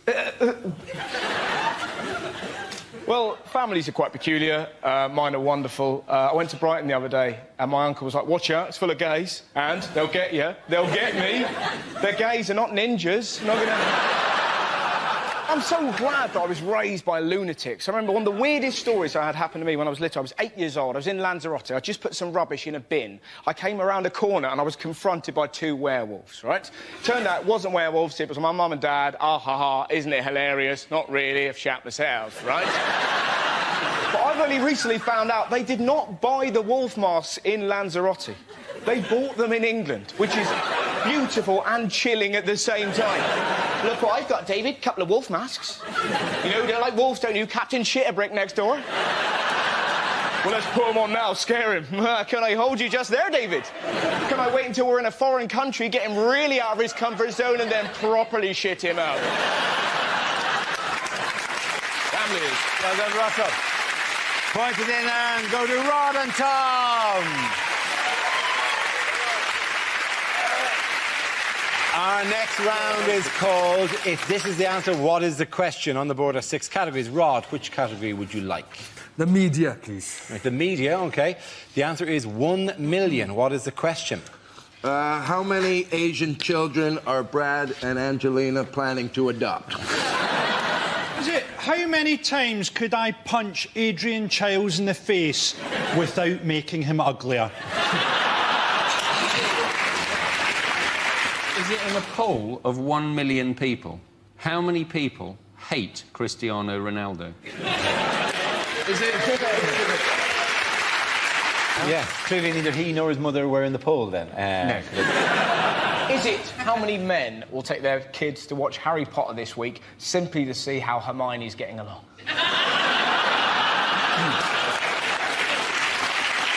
Is it, in 20 years' time, what will be the size of the black nation that Madonna rules?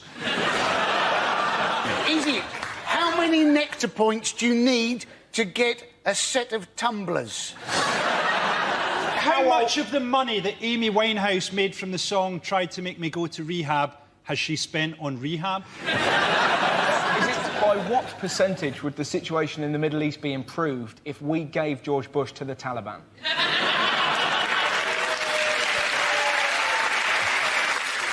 Is it, what number would you get if you took everybody in Scotland who gave a shit about the Ashes and added 1 million?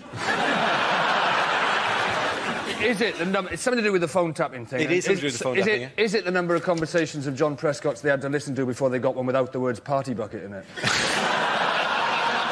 Oh, I know what it is. It's the amount of celebrities that were on a list that they were going to... Not 1 million. It's the number they How paid long a list? How long a list would that be?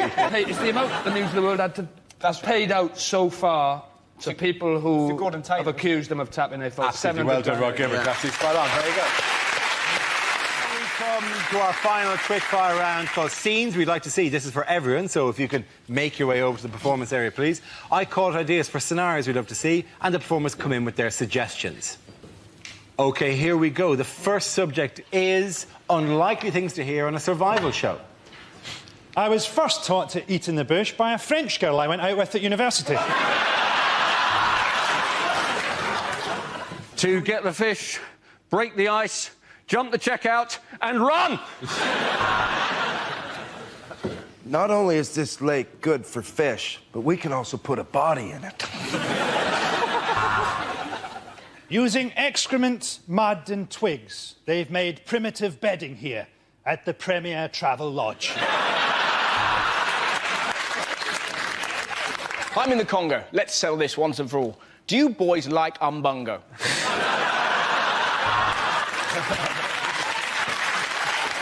Here I am in the jungle. The mighty jungle. I win my way, I win my way, I win...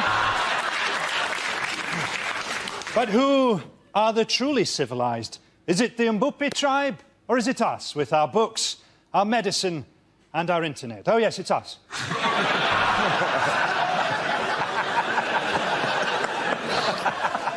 Of course, food is a scarce and valuable resource to these tribespeople. So I've just bagged myself 2 nights with this fella's wife for a Twix.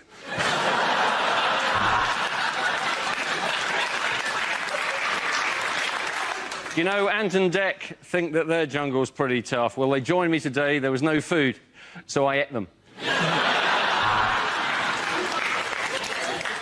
The villagers get up early and walk 5 miles to fetch clean water every day, which begs the question, why not move the village closer? The strong, powerful sun is making me sweat. Oh, shit, here comes his dad.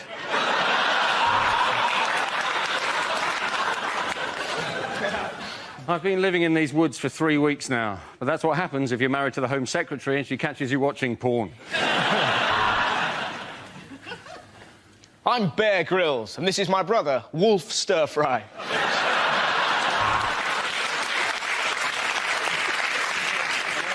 I've just achieved my life's ambition of climbing Everest with no food and no equipment.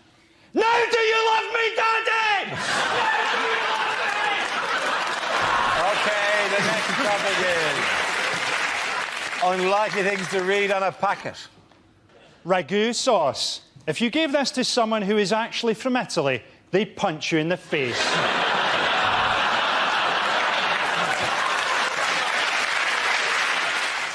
To open, push down tab, break tab, swear repeatedly, stab with a pair of scissors! Serves 4, you greedy bastard. Now put some of that back.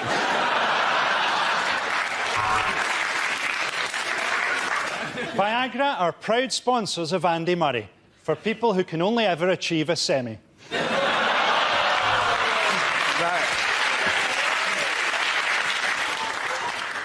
Bag may also be used for autoerotic asphyxiation. Fair trade coffee. If you don't like it, you're racist.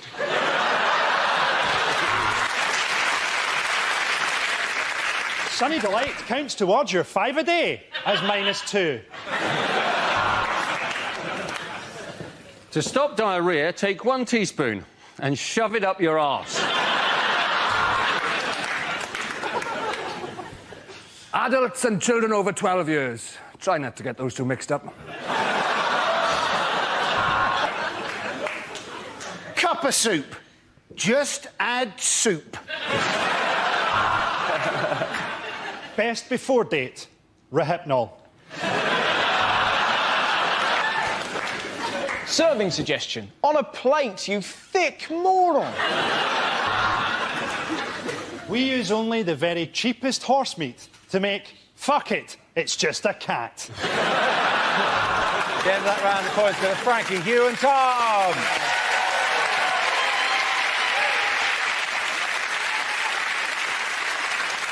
That is the end of the show. This week's winners are Frankie Boyle, Hugh Dennis and Tom Stade. Commiserations to Andy Parsons, Rod Gilbert and Russell Howard. Thank you for watching. I'm Dara Breen. Good night.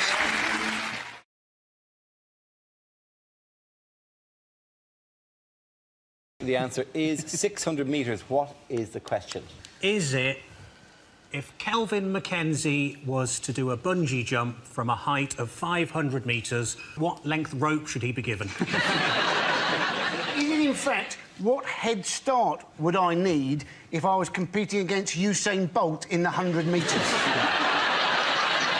Is it simpler than that? Is it how big are some trees, Dara? No trees are 600 metres. In fact, the distance that they were taking shots of Kate topless. That is absolutely right. Thank you very, very much, Andy Parsons. Yes, the question I was looking for was, from what approximate distance did a photographer take pictures of the Duchess of Cambridge sunbathing topless? This is the news that the Duke and Duchess of Cambridge have taken legal action against French magazine Closer, which has printed topless photographs of Kate. It's called, I don't know, the French call it Closer for some reason. We have a French woman working the show, and I'm going, sure, it's Closet. She goes, no, Closer.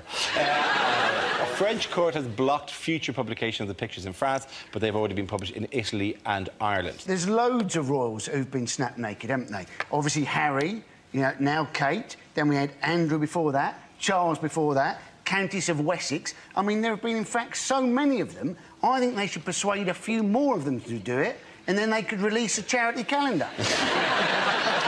The thing is, isn't it?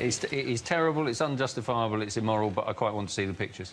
Are you saying you haven't seen them yet? I haven't. I've seen fuzzy versions of them on the... I think they're all fuzzy. The pictures were taken from the Hubble telescope. From the Hubble telescope. What I found intriguing was I think, I don't know what everyone was, I was certainly waiting for the next time she appeared in public to see if she would acknowledge what had happened to the cameras. And she didn't. She just did the same smile that she always does. Because if someone had photographed my meat and two veg, I probably would have come out and gone... I think the whole thing is just making a mountain out of two molehills. That's a good point. I'd probably better, I think, the BBC prefer if we didn't descend into judging the woman's breasts. That would be the incorrect direction. I think she's annoyed because, and every woman's had this on holiday, because I've looked at the photos, and they're at that awkward angle. When you're topless, you've got to stay at a certain position or it's not attractive, and she's in that reaching for the sun cream position. That's what she's annoyed about. You know, we've all got those photos, like my Uncle Terry, where he popped out of his shorts. But do you think... We've all got those bad holiday photos. I didn't see that edition of Closer. Joe's Uncle Terry pops out of the shops and his shorts. Do you think she's genuinely worried about it, though? Don't you think there's just one tiny... Well, do you think there's just one tiny bit of her that's thinking, yeah, where's my sister's arse now, then, eh?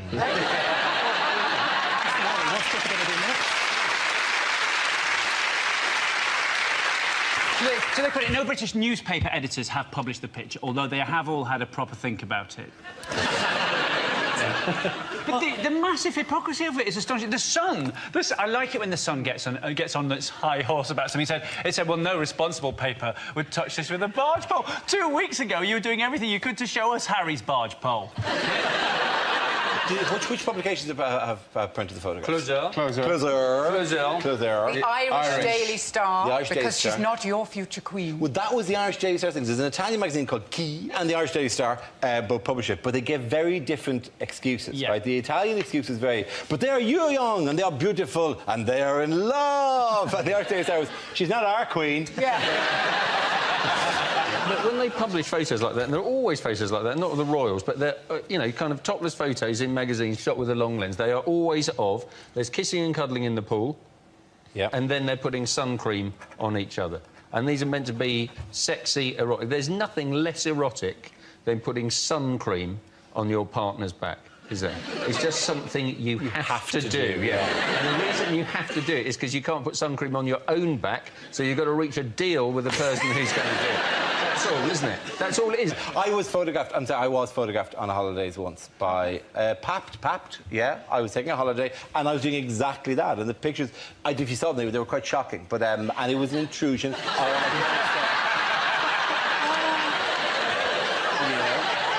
That wasn't on holiday, was it, Dara? No, there was no holiday. It was at our house, wasn't it, Dara? Where do we get the least erotic thing I've ever seen? Where does a guy in the office find the source photograph? I believe he has your laptop. Yes.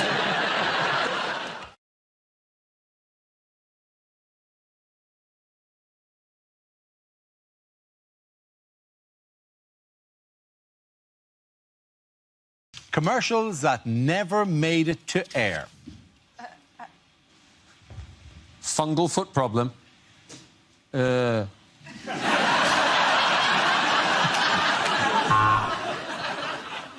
Have you been injured in an accident that wasn't your fault? Of course you have, because that is the definition of an accident.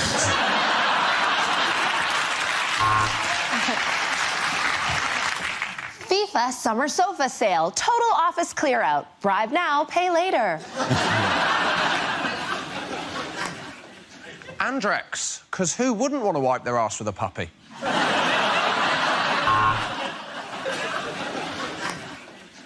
Carlsberg don't do your girlfriend, but I have.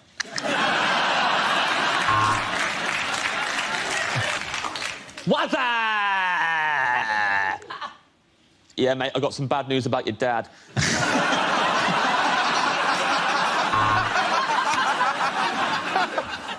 Why pay more for ratchet, trifling-ass pilots when you can get to where you're going on EasyJet? A basic bitch will get you there.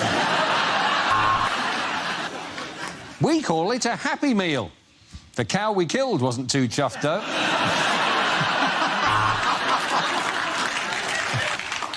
Waitrose, 2 for the price of 3.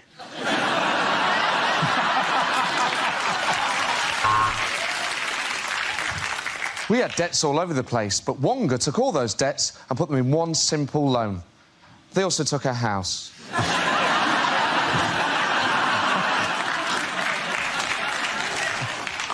Are your vet's bills getting on top of you?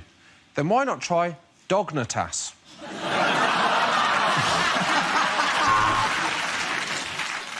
Want to save money on biscuits? Easy. Give blood.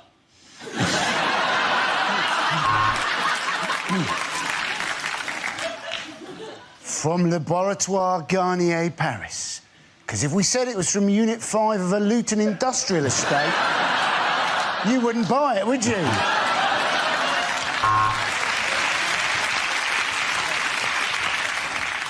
Struggling to sleep?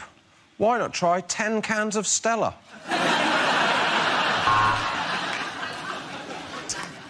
Did you mistake your girlfriend for a burglar on Valentine's Day? Then you need to go to Specsavers.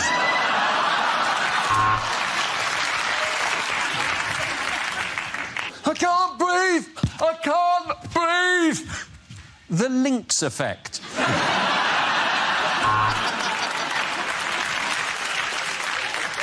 That one's accent is a bit more racist than that one's accent.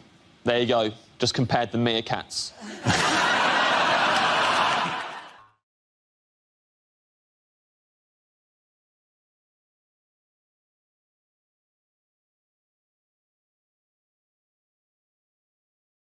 This game involves Matt and James, so if you could make your way to the performance area, please.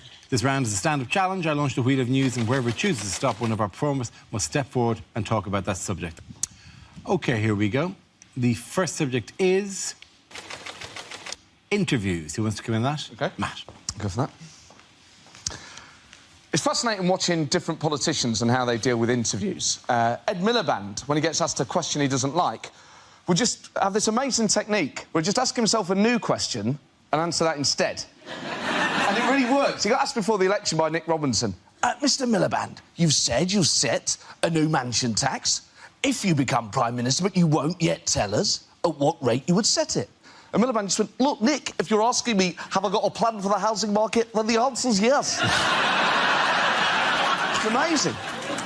Farage is one of the best ones at it, because no matter what you ask him, he'll get a political answer in somewhere. You could say, Nigel, what you had for breakfast, mate? And he'd go, tea, toast and a Telegraph. Great British breakfast. He always manages to get his messages across. Boris Johnson is fascinating because he just loves avoiding questions, and he uses a twin-track approach of flattery and Latin. And this genuinely works. If he was here now, you could say, Boris, come on, just admit it. You want to be Prime Minister. And he'd go, oh, no, let me just say, great to be here amongst such great learned people on this crucible of culture. Reminds me very much of a phrase my father used to use, divitas, divitum, rectum. Well done, Matt. Very good.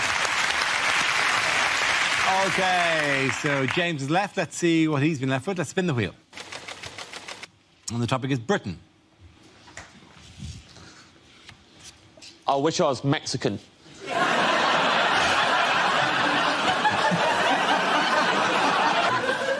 Love everything about... I love Mexican food. My favourite place to eat is a Mexican restaurant called Oaxaca.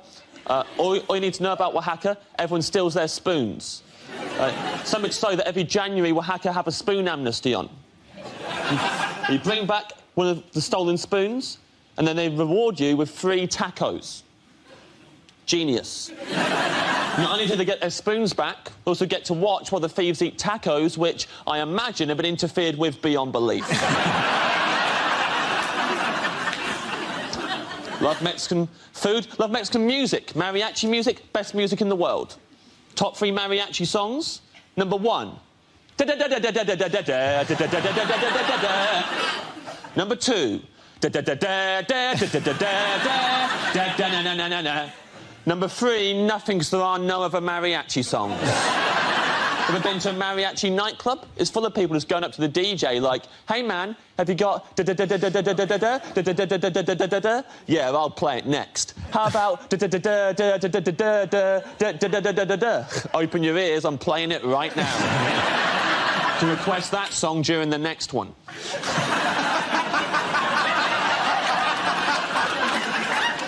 Growing up in school, I was the only kid in my whole school who liked mariachi music. It was a nightmare.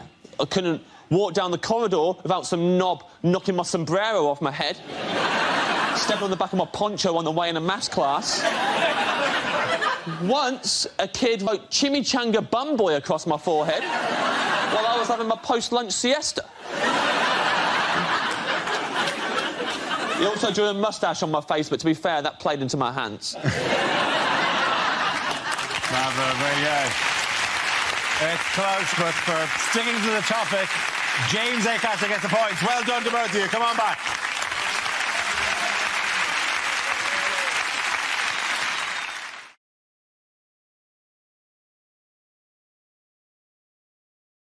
OK, here we go. Let's spin the wheel for the first topic. The first subject is transport. Who wants to come in that? Miles. Yes, transport, public transport. Why is public transport so horrendous? Well, the clue is in the question, isn't it? It's the public. You're horrific.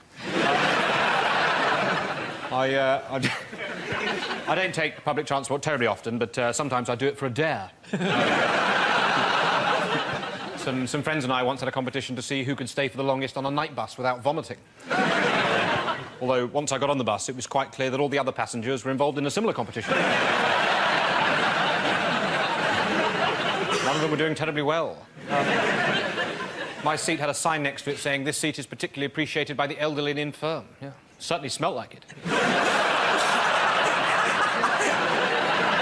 Now, what a journey. Every time somebody pressed the stop button, it pinged. The oik sitting next to me stood up because he thought his McCain's microwavable chips were ready.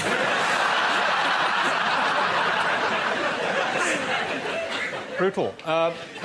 Anyway, while I've been speaking, I imagine a lot of the ladies in here have been looking at me. Possibly... You know, you're thinking, is he or isn't he? Well, I've got to be honest with you, ladies, I am looking for a cleaner.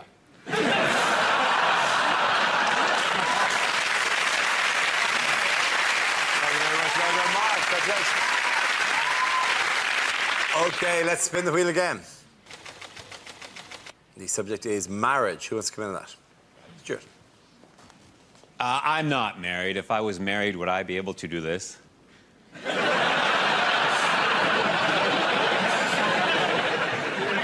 For that long?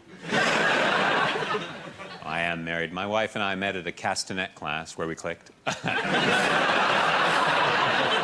not entirely funny. No, we actually met in the museum, and the rest is history. 14 more. No, we actually met at a driving range where we hit it off. Can't be true.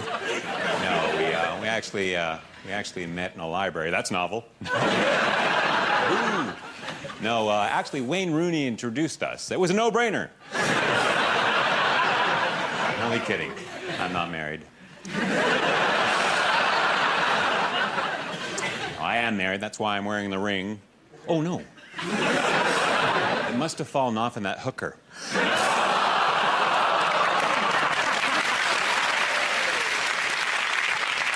Anybody who's married knows what I'm talking about when I say this, that you really find out about someone after you marry them. Like, for example, my wife doesn't have a peanut allergy. No, it turns out she has a penis. That's it, she has a penis.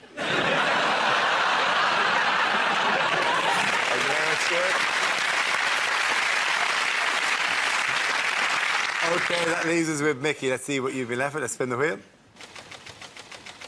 And the subject is parenting.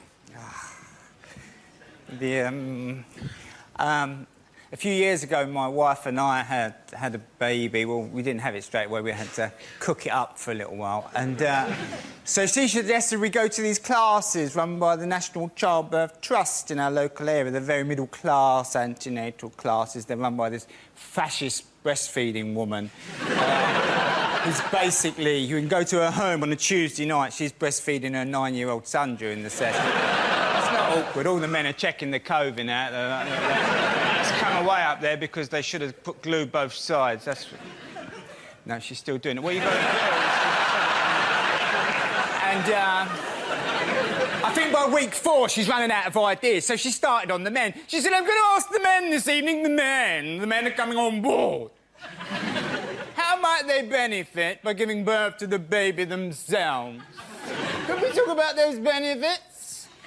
Now, there's 6 of us in a circle. I'm in trap 3. Not the best position, the worst one either. Chap number 1's in the best position. He said, if you gave birth to the baby yourself, he said you'd have an empathy with womankind and her struggle over the centuries, creating a greater relationship with your partner. I was thinking, oh, cobblers, I was going to use that one.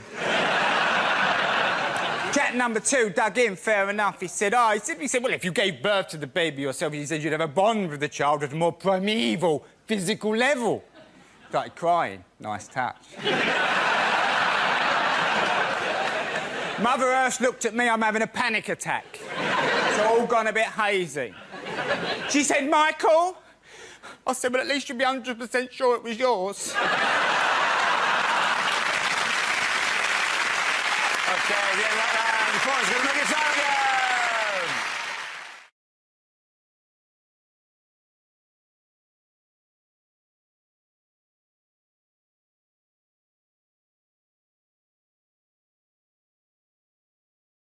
Now we play a round called Your Grexits Are Here, Here and Here. This game involves James and Gary, so if you could make your way to the performance area, please. This round is a stand-up challenge. I launched the wheel of news, and wherever it chooses to stop, one of the performers must step forward and talk about that subject. OK, here we go. The first subject is parties. Who wants to go into that? James. I went to a surprise party recently for my friend Daryl. We were all in his living room, all of us, in the dark, hiding. His girlfriend turned to us all. She went, right, he's going to be here in a minute. When he gets in, everyone jump out, yell surprise, and that will be really surprising. I argued it'd be a lot more surprising if instead of making all that commotion, we all just stood there in his living room in the dark, just...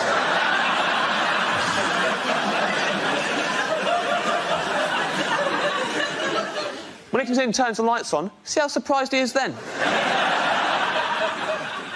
It's a good party. I schmoozed. I'm good at schmoozing. Buttering people up. I'll give you some schmoozing tips, why not? A lot of people will tell you when you're schmoozing, have a good icebreaker, right? Break the ice. What they won't tell you, at the end of the conversation, unbreak the ice. You don't want anyone else swooping in, taking advantage of all the lovely little ice cubes that you created. So freeze it over again before you leave. So as you're leaving, just slide something under the fence, like death comes to us all, something like that.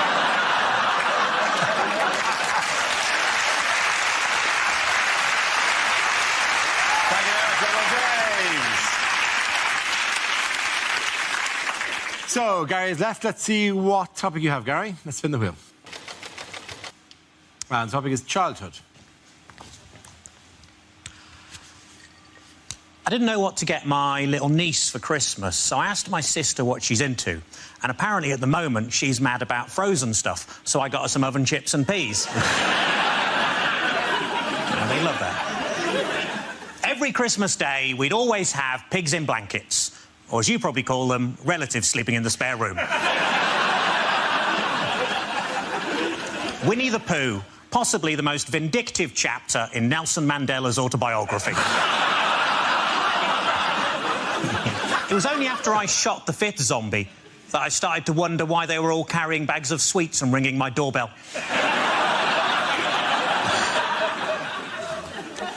I've been trying to recapture my lost youth. I really must get that cellar door fixed.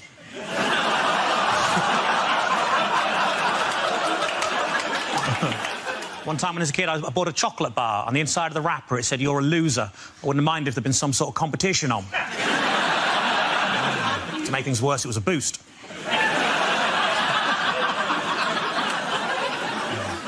As a family, we couldn't decide whether to have Nana buried or cremated, so in the end, we let her live.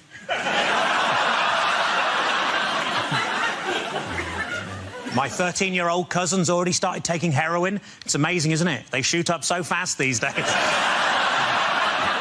Well done, very good. I'm going to go to Lady. Everyone come back.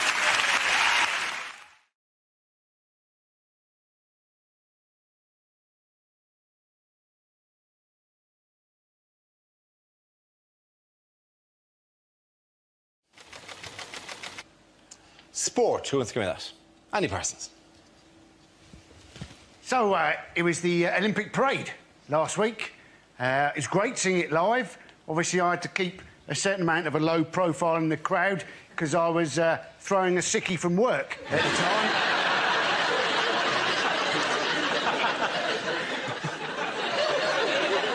But it was great. 21 buses driving through London at a steady 2 miles an hour. So very like a normal day in London, really. There was an embarrassing moment, though, when one of the conductors rang the bell on the bus and then got the shit kicked out of him by the blind football team. And I realised, actually, that I could get into any sport during the Olympics. The only sport I couldn't actually get into, dressage. Watching a horse walk and then reverse. They call it horse ballet. I don't think anybody would go and see ballet if it was just some bloke walking a bit quicker, slowing down a bit, stopping, bowing, and then pissing off. And secondly, not many people go to ballet anyway because it's shit. Thank you very much, Andy Parsons.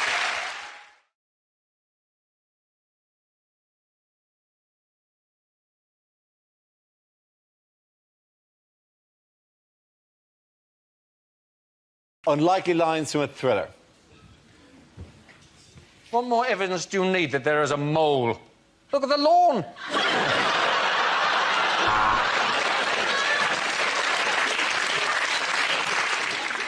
Your wife's head in a box. You must be the most unlucky contestant ever on Deal or No Deal. What colour wire do I have to cut? The lilac, the mauve, the salmon pink or the fuchsia? I want to make you a vodka martini. You can't handle vermouth.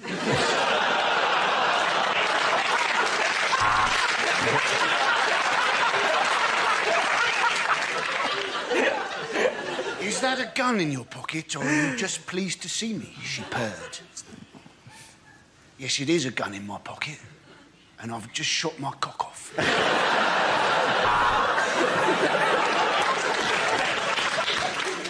I'm telling you, there will be no attack. This is a side picked by Roy Hodgson. So, Mr. Bond, we meet... Ah! Flipping cat!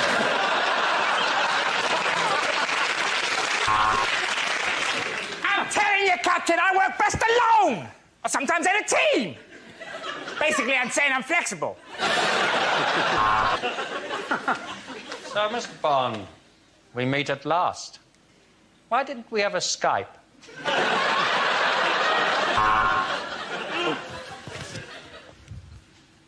I would like to gently lift your horse's foot. You can't handle the hoof!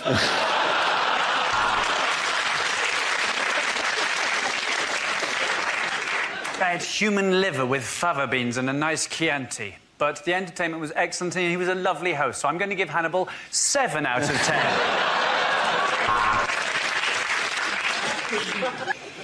Here's Johnny! Do you mind? I'm trying to have a shit in it.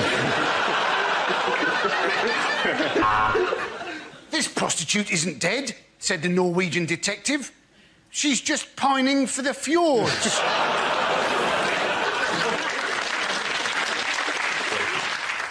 And as his eyes gradually became accustomed to the shadowy darkness, he realised he was not alone in that room. Who is it? It's me, Peter! OK, the points go to Greg, Hugh and Chris.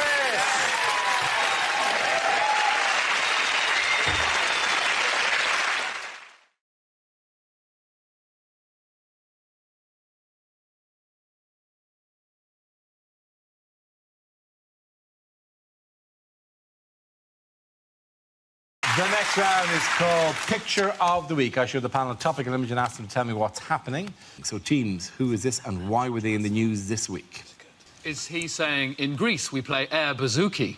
I think he's probably saying, that referendum, Alexander, that was a pointless answer.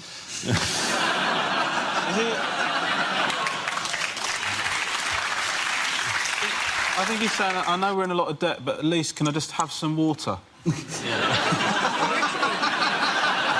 on, people. Come on. I think he might actually be saying the worst thing is that the Germans have made me stand in this top hat. It looks a bit like Angela Merkel's playing the piano while he sings. Sing for me. This is how you should earn back the money. Yeah. Sing it again. It looks to me, he actually looks at me, and even though Angela Merkel is looking at him, he looks at me like he's just got there. I'm just like, I'll give that a few minutes about it. That's all this Greek food I eat. or he's just going, sorry, can anyone pay for the cabbie? He's just waiting outside. Hurry up, meter's running. He'll explode a light if you don't pay him. Nice to see Angela Merkel letting her guard down, though, isn't it? Okay. Come on, she's chilled out. She's dressed as a minion.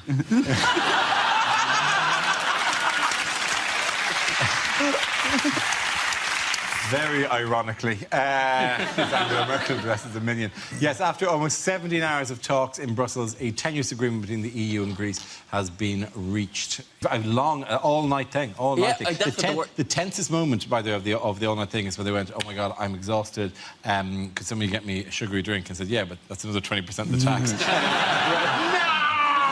We'll never be free of this. They were all-night talks, and what they kept referring to them in the papers as marathon talks, which really just hammers it home for the Greeks. That's a big cruel irony there. Yeah, exactly. Marathon talks, because the Battle of Marathon, the Greeks won. They did. Well, it wasn't them, was it? It was two bits of... It was Athens versus Sparta, wasn't it? It was... They were versus the Persians. Oh, OK, they were versus the Persians. Yeah, at the Battle of Marathon. I want to be on that team. It's boring over here. Really is.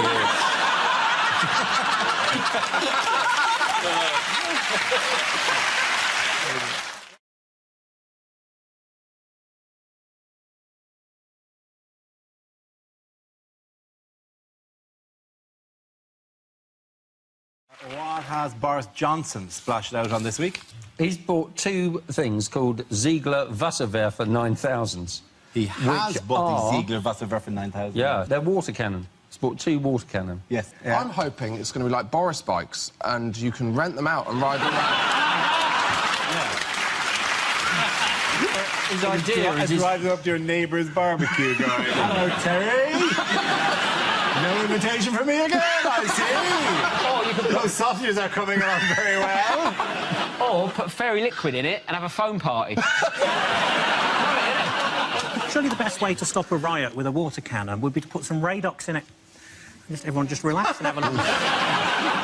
He said the reason, didn't he? He said the reason he was getting them is because he thought that they could have been used to protect the firemen during the riots in 2011.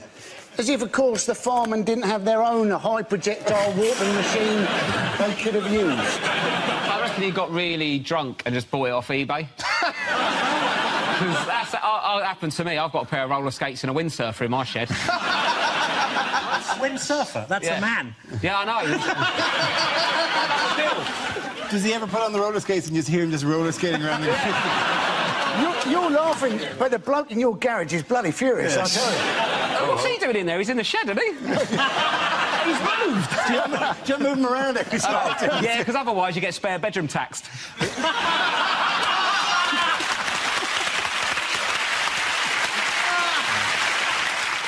If Boris Johnson ever offers to show you his water cannon, say no. And Boris, if you're watching, I don't want your money, I just think you should see our kid.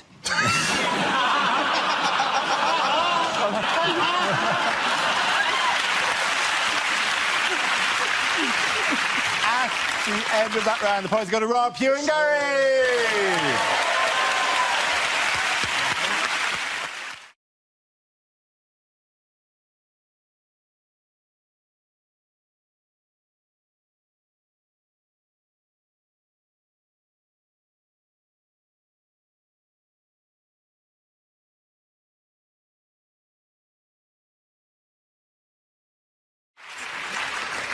The answer is £100 a day. What is the question? Is it according to The Sun, how much does the average beggar make a day? You're ruining by saying a day when it's already got a day in the answer. Okay. Is it? Let me have another crack at that Your one. repetition of a day. Ed's like say it without a day and I'll watch. What's happening? Well, I was just about Hang on a to. minute. Ed's turned into like the Microsoft paperclip. He's trying to write his letter. You're doing it wrong. Are you doing a list? According to The Sun, right, what does a beggar earn?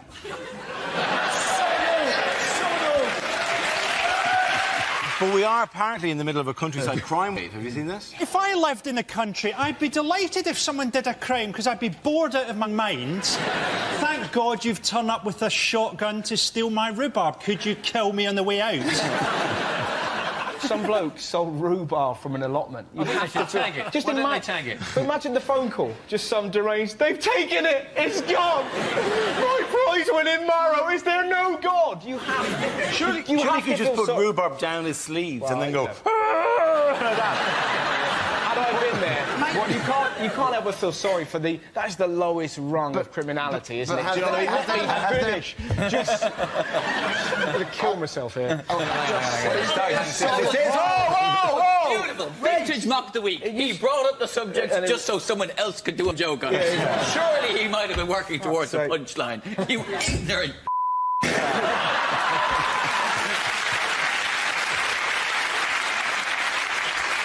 Jesus. Can we get a higher chair for the joke umpire? I have a feeling the Microsoft paperclip's taken some cocaine. But...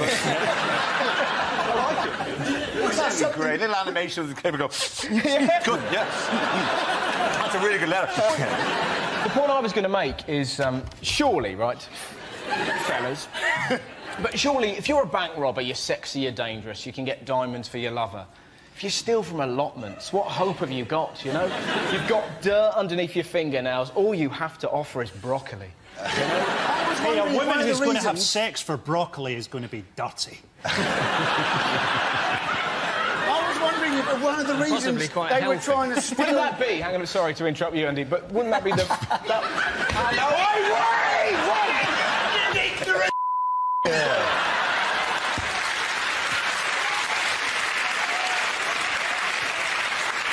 Frankly, I wish to go on the record and say I have now lost control.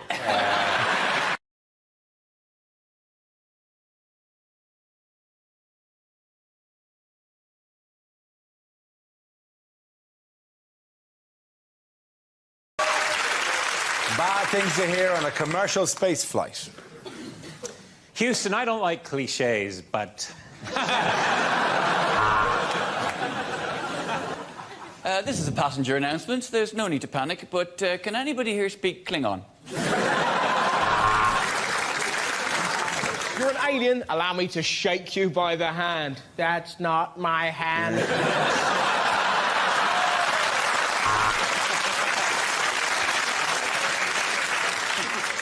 Passengers are asked to disembark at Mars to get the bus replacement service to Croydon. Help! We're being sucked into Uranus. Alien!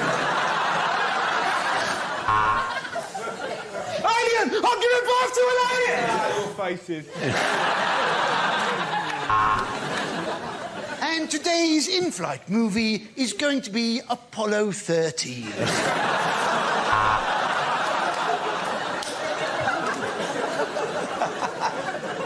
Can anyone fly a rocket? I'm afraid the captain's been shagging the stewardess and he's burnt up on re-entry.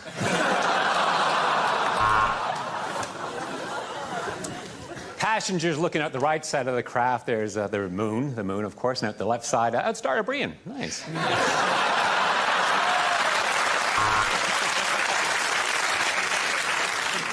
In the event there is a loss of cabin pressure, your blood will literally boil and you'll explode. This is Captain Solo. For those of you wishing to join the Mile High Club, my co-pilot is waiting in the lavatory. It's a service we call Nookie with a Wookie.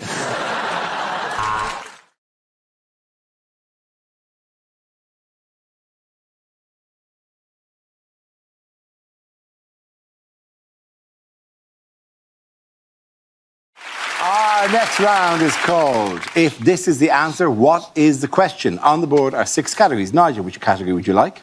I'll take sport. OK, cool. Sport. The topic is sport. The answer is 12.8 million. What is the question? Is it the average size of an Asian family? Is it, now he's PM, how much would Boris Johnson fetch if he was sold to a stud farm? Is it how much Dara Rian should be paid for hosting Mock the Week? No, stop. Oh. I couldn't take that kind of pay cut.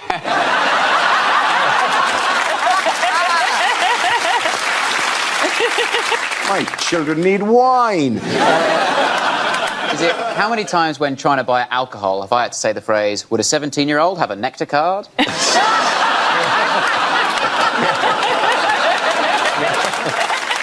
Is it... How many years has the last 3 years felt like? Is it, if Amazon made 12.8 million, how much would they have left after they'd paid their tax? Is it what does Kim Jong-un's heart rate leap to if he senses biscuits? Is it how many men on Twitter will see my Olga cockpit as an invitation? Not just men. Bring your own cock. I always do.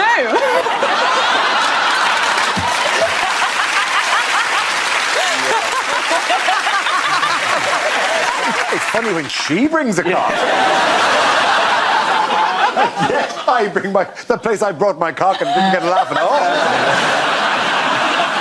All right, what is the actual question? Is it how much does Lewis Hamilton claim back in petrol receipts at the end of a Formula 1?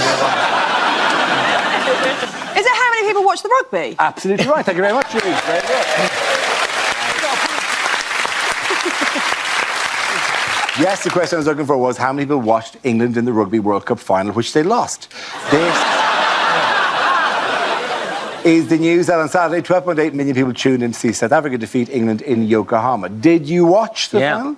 Yes? Yeah, although, you know, it was difficult, wasn't it? It was England against South Africa, the Rainbow Nation. I haven't watched a lot of rugby. Where was Zippy and Bungle? He could put the rugby ball in his mouth and zip it up and rub.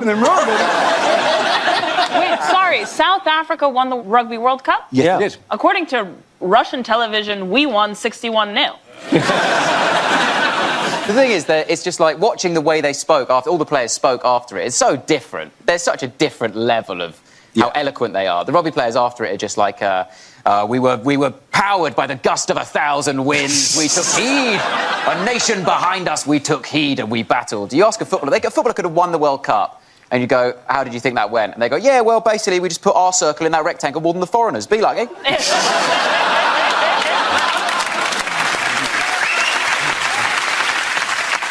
I like that this was held in Japan, you know, because this is probably the first thing Brits have seen from Japan that's not porn or Godzilla. Good, it's good that you lost there too, you know. That's revenge for selling sushi in boots.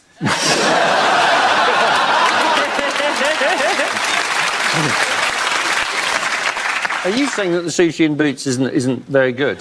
The thing is, if you're buying sushi, but you can also see tights, that's when you know it's not good. Yeah, condoms, lube, sushi. Yeah. Is that why you want to get it? Well, maybe.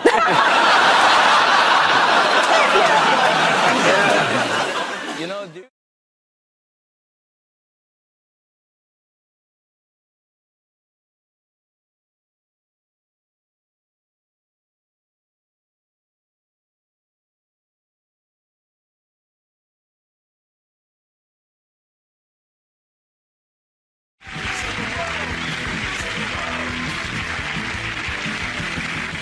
Now we play a round called It's Getting Hot in Here, so take out all your jokes. This game involved Tiff and Ramesh, so if you could make your way to the performance area, please. This round is a stand-up challenge. I launched a wheel of news, and whoever chooses to stop, one of our performers must step forward and talk about that subject. OK, here we go. The first subject is magazines. Who wants to come in on that? OK. As a woman, most of your life is designed to make you feel a little bit shit. And magazines are responsible for that. You know, magazines like OK, which I look at on the shelves and think, when are they going to stop putting people on the front of that who are quite clearly not OK? And magazines will recommend that you have plastic surgery. That seems to be everywhere. Too much plastic surgery these days. I think that's why they've invented emoticons. Right, they're for women who've had too much plastic surgery, so you can just hold up an iPad and say, I feel happy, I feel sad, I feel like a smiley poo with eyes. But I think the worst thing that magazines do is they perpetuate trends, really bad trends, right? I don't know how you guys feel about vajazzling. But I genuinely believe it is a plot by religious groups to get gay men interested in vaginas.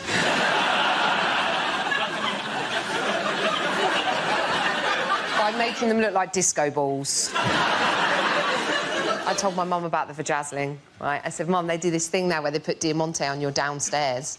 And my mum just went, vajazzling? In my day, you were lucky if you gave it a wash.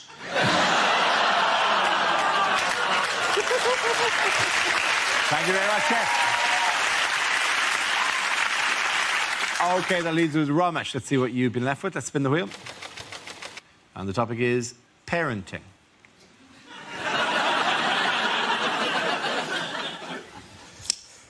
I'm a parent. You know, we had our first child, and our first child is such a lovely kid.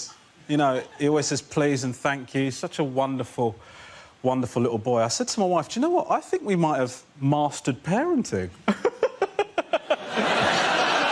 I think it's just about setting clear boundaries and being consistent. The second one, feral. Right.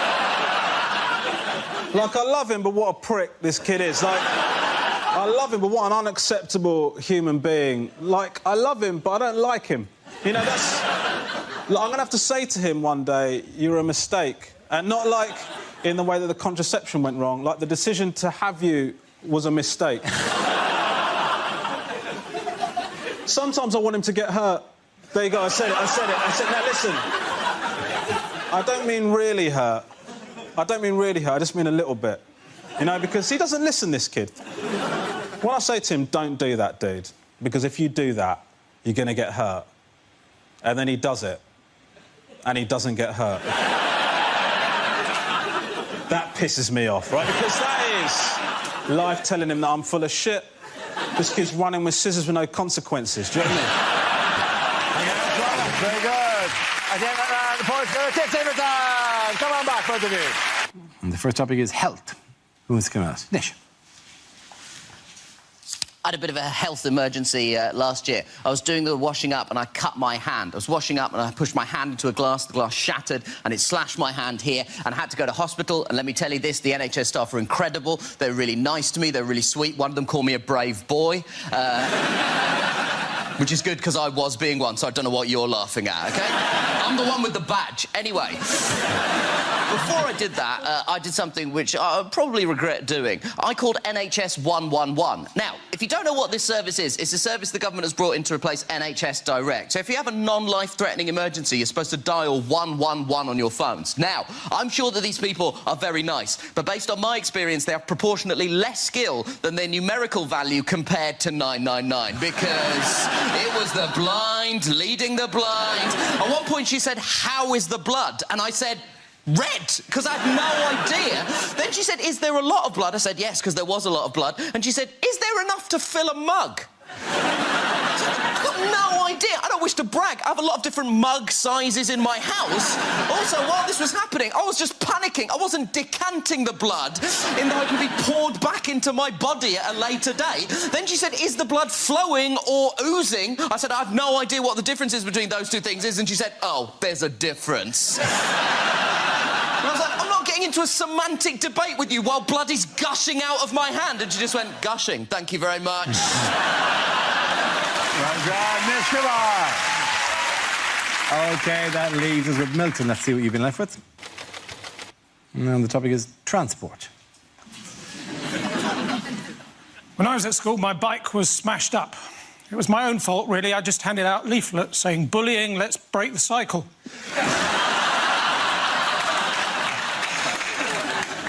"We've been over this again and again and again," said my driving instructor, pointing to the badger.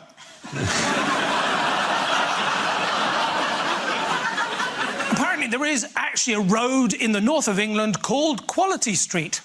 And there's only one person living in it, and he's both Turkish and delightful. Tricky, isn't it, if you're both a moth and a sea captain? In charge of a ship. But up ahead, you see a lighthouse.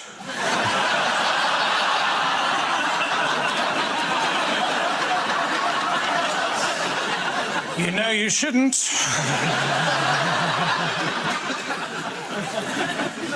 Toilets in trains are rubbish, aren't they? Especially the one right at the front, and the bloke in there gets so cross.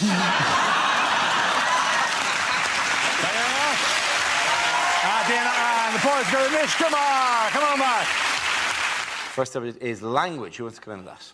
Chris.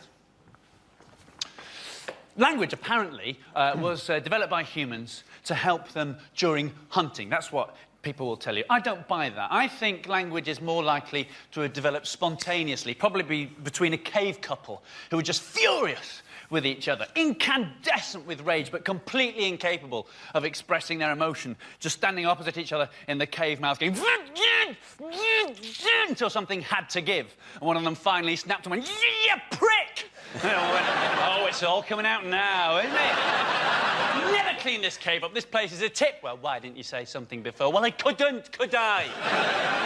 "You're a pig, you are. My mother warned me about you." "Oh, really? How?"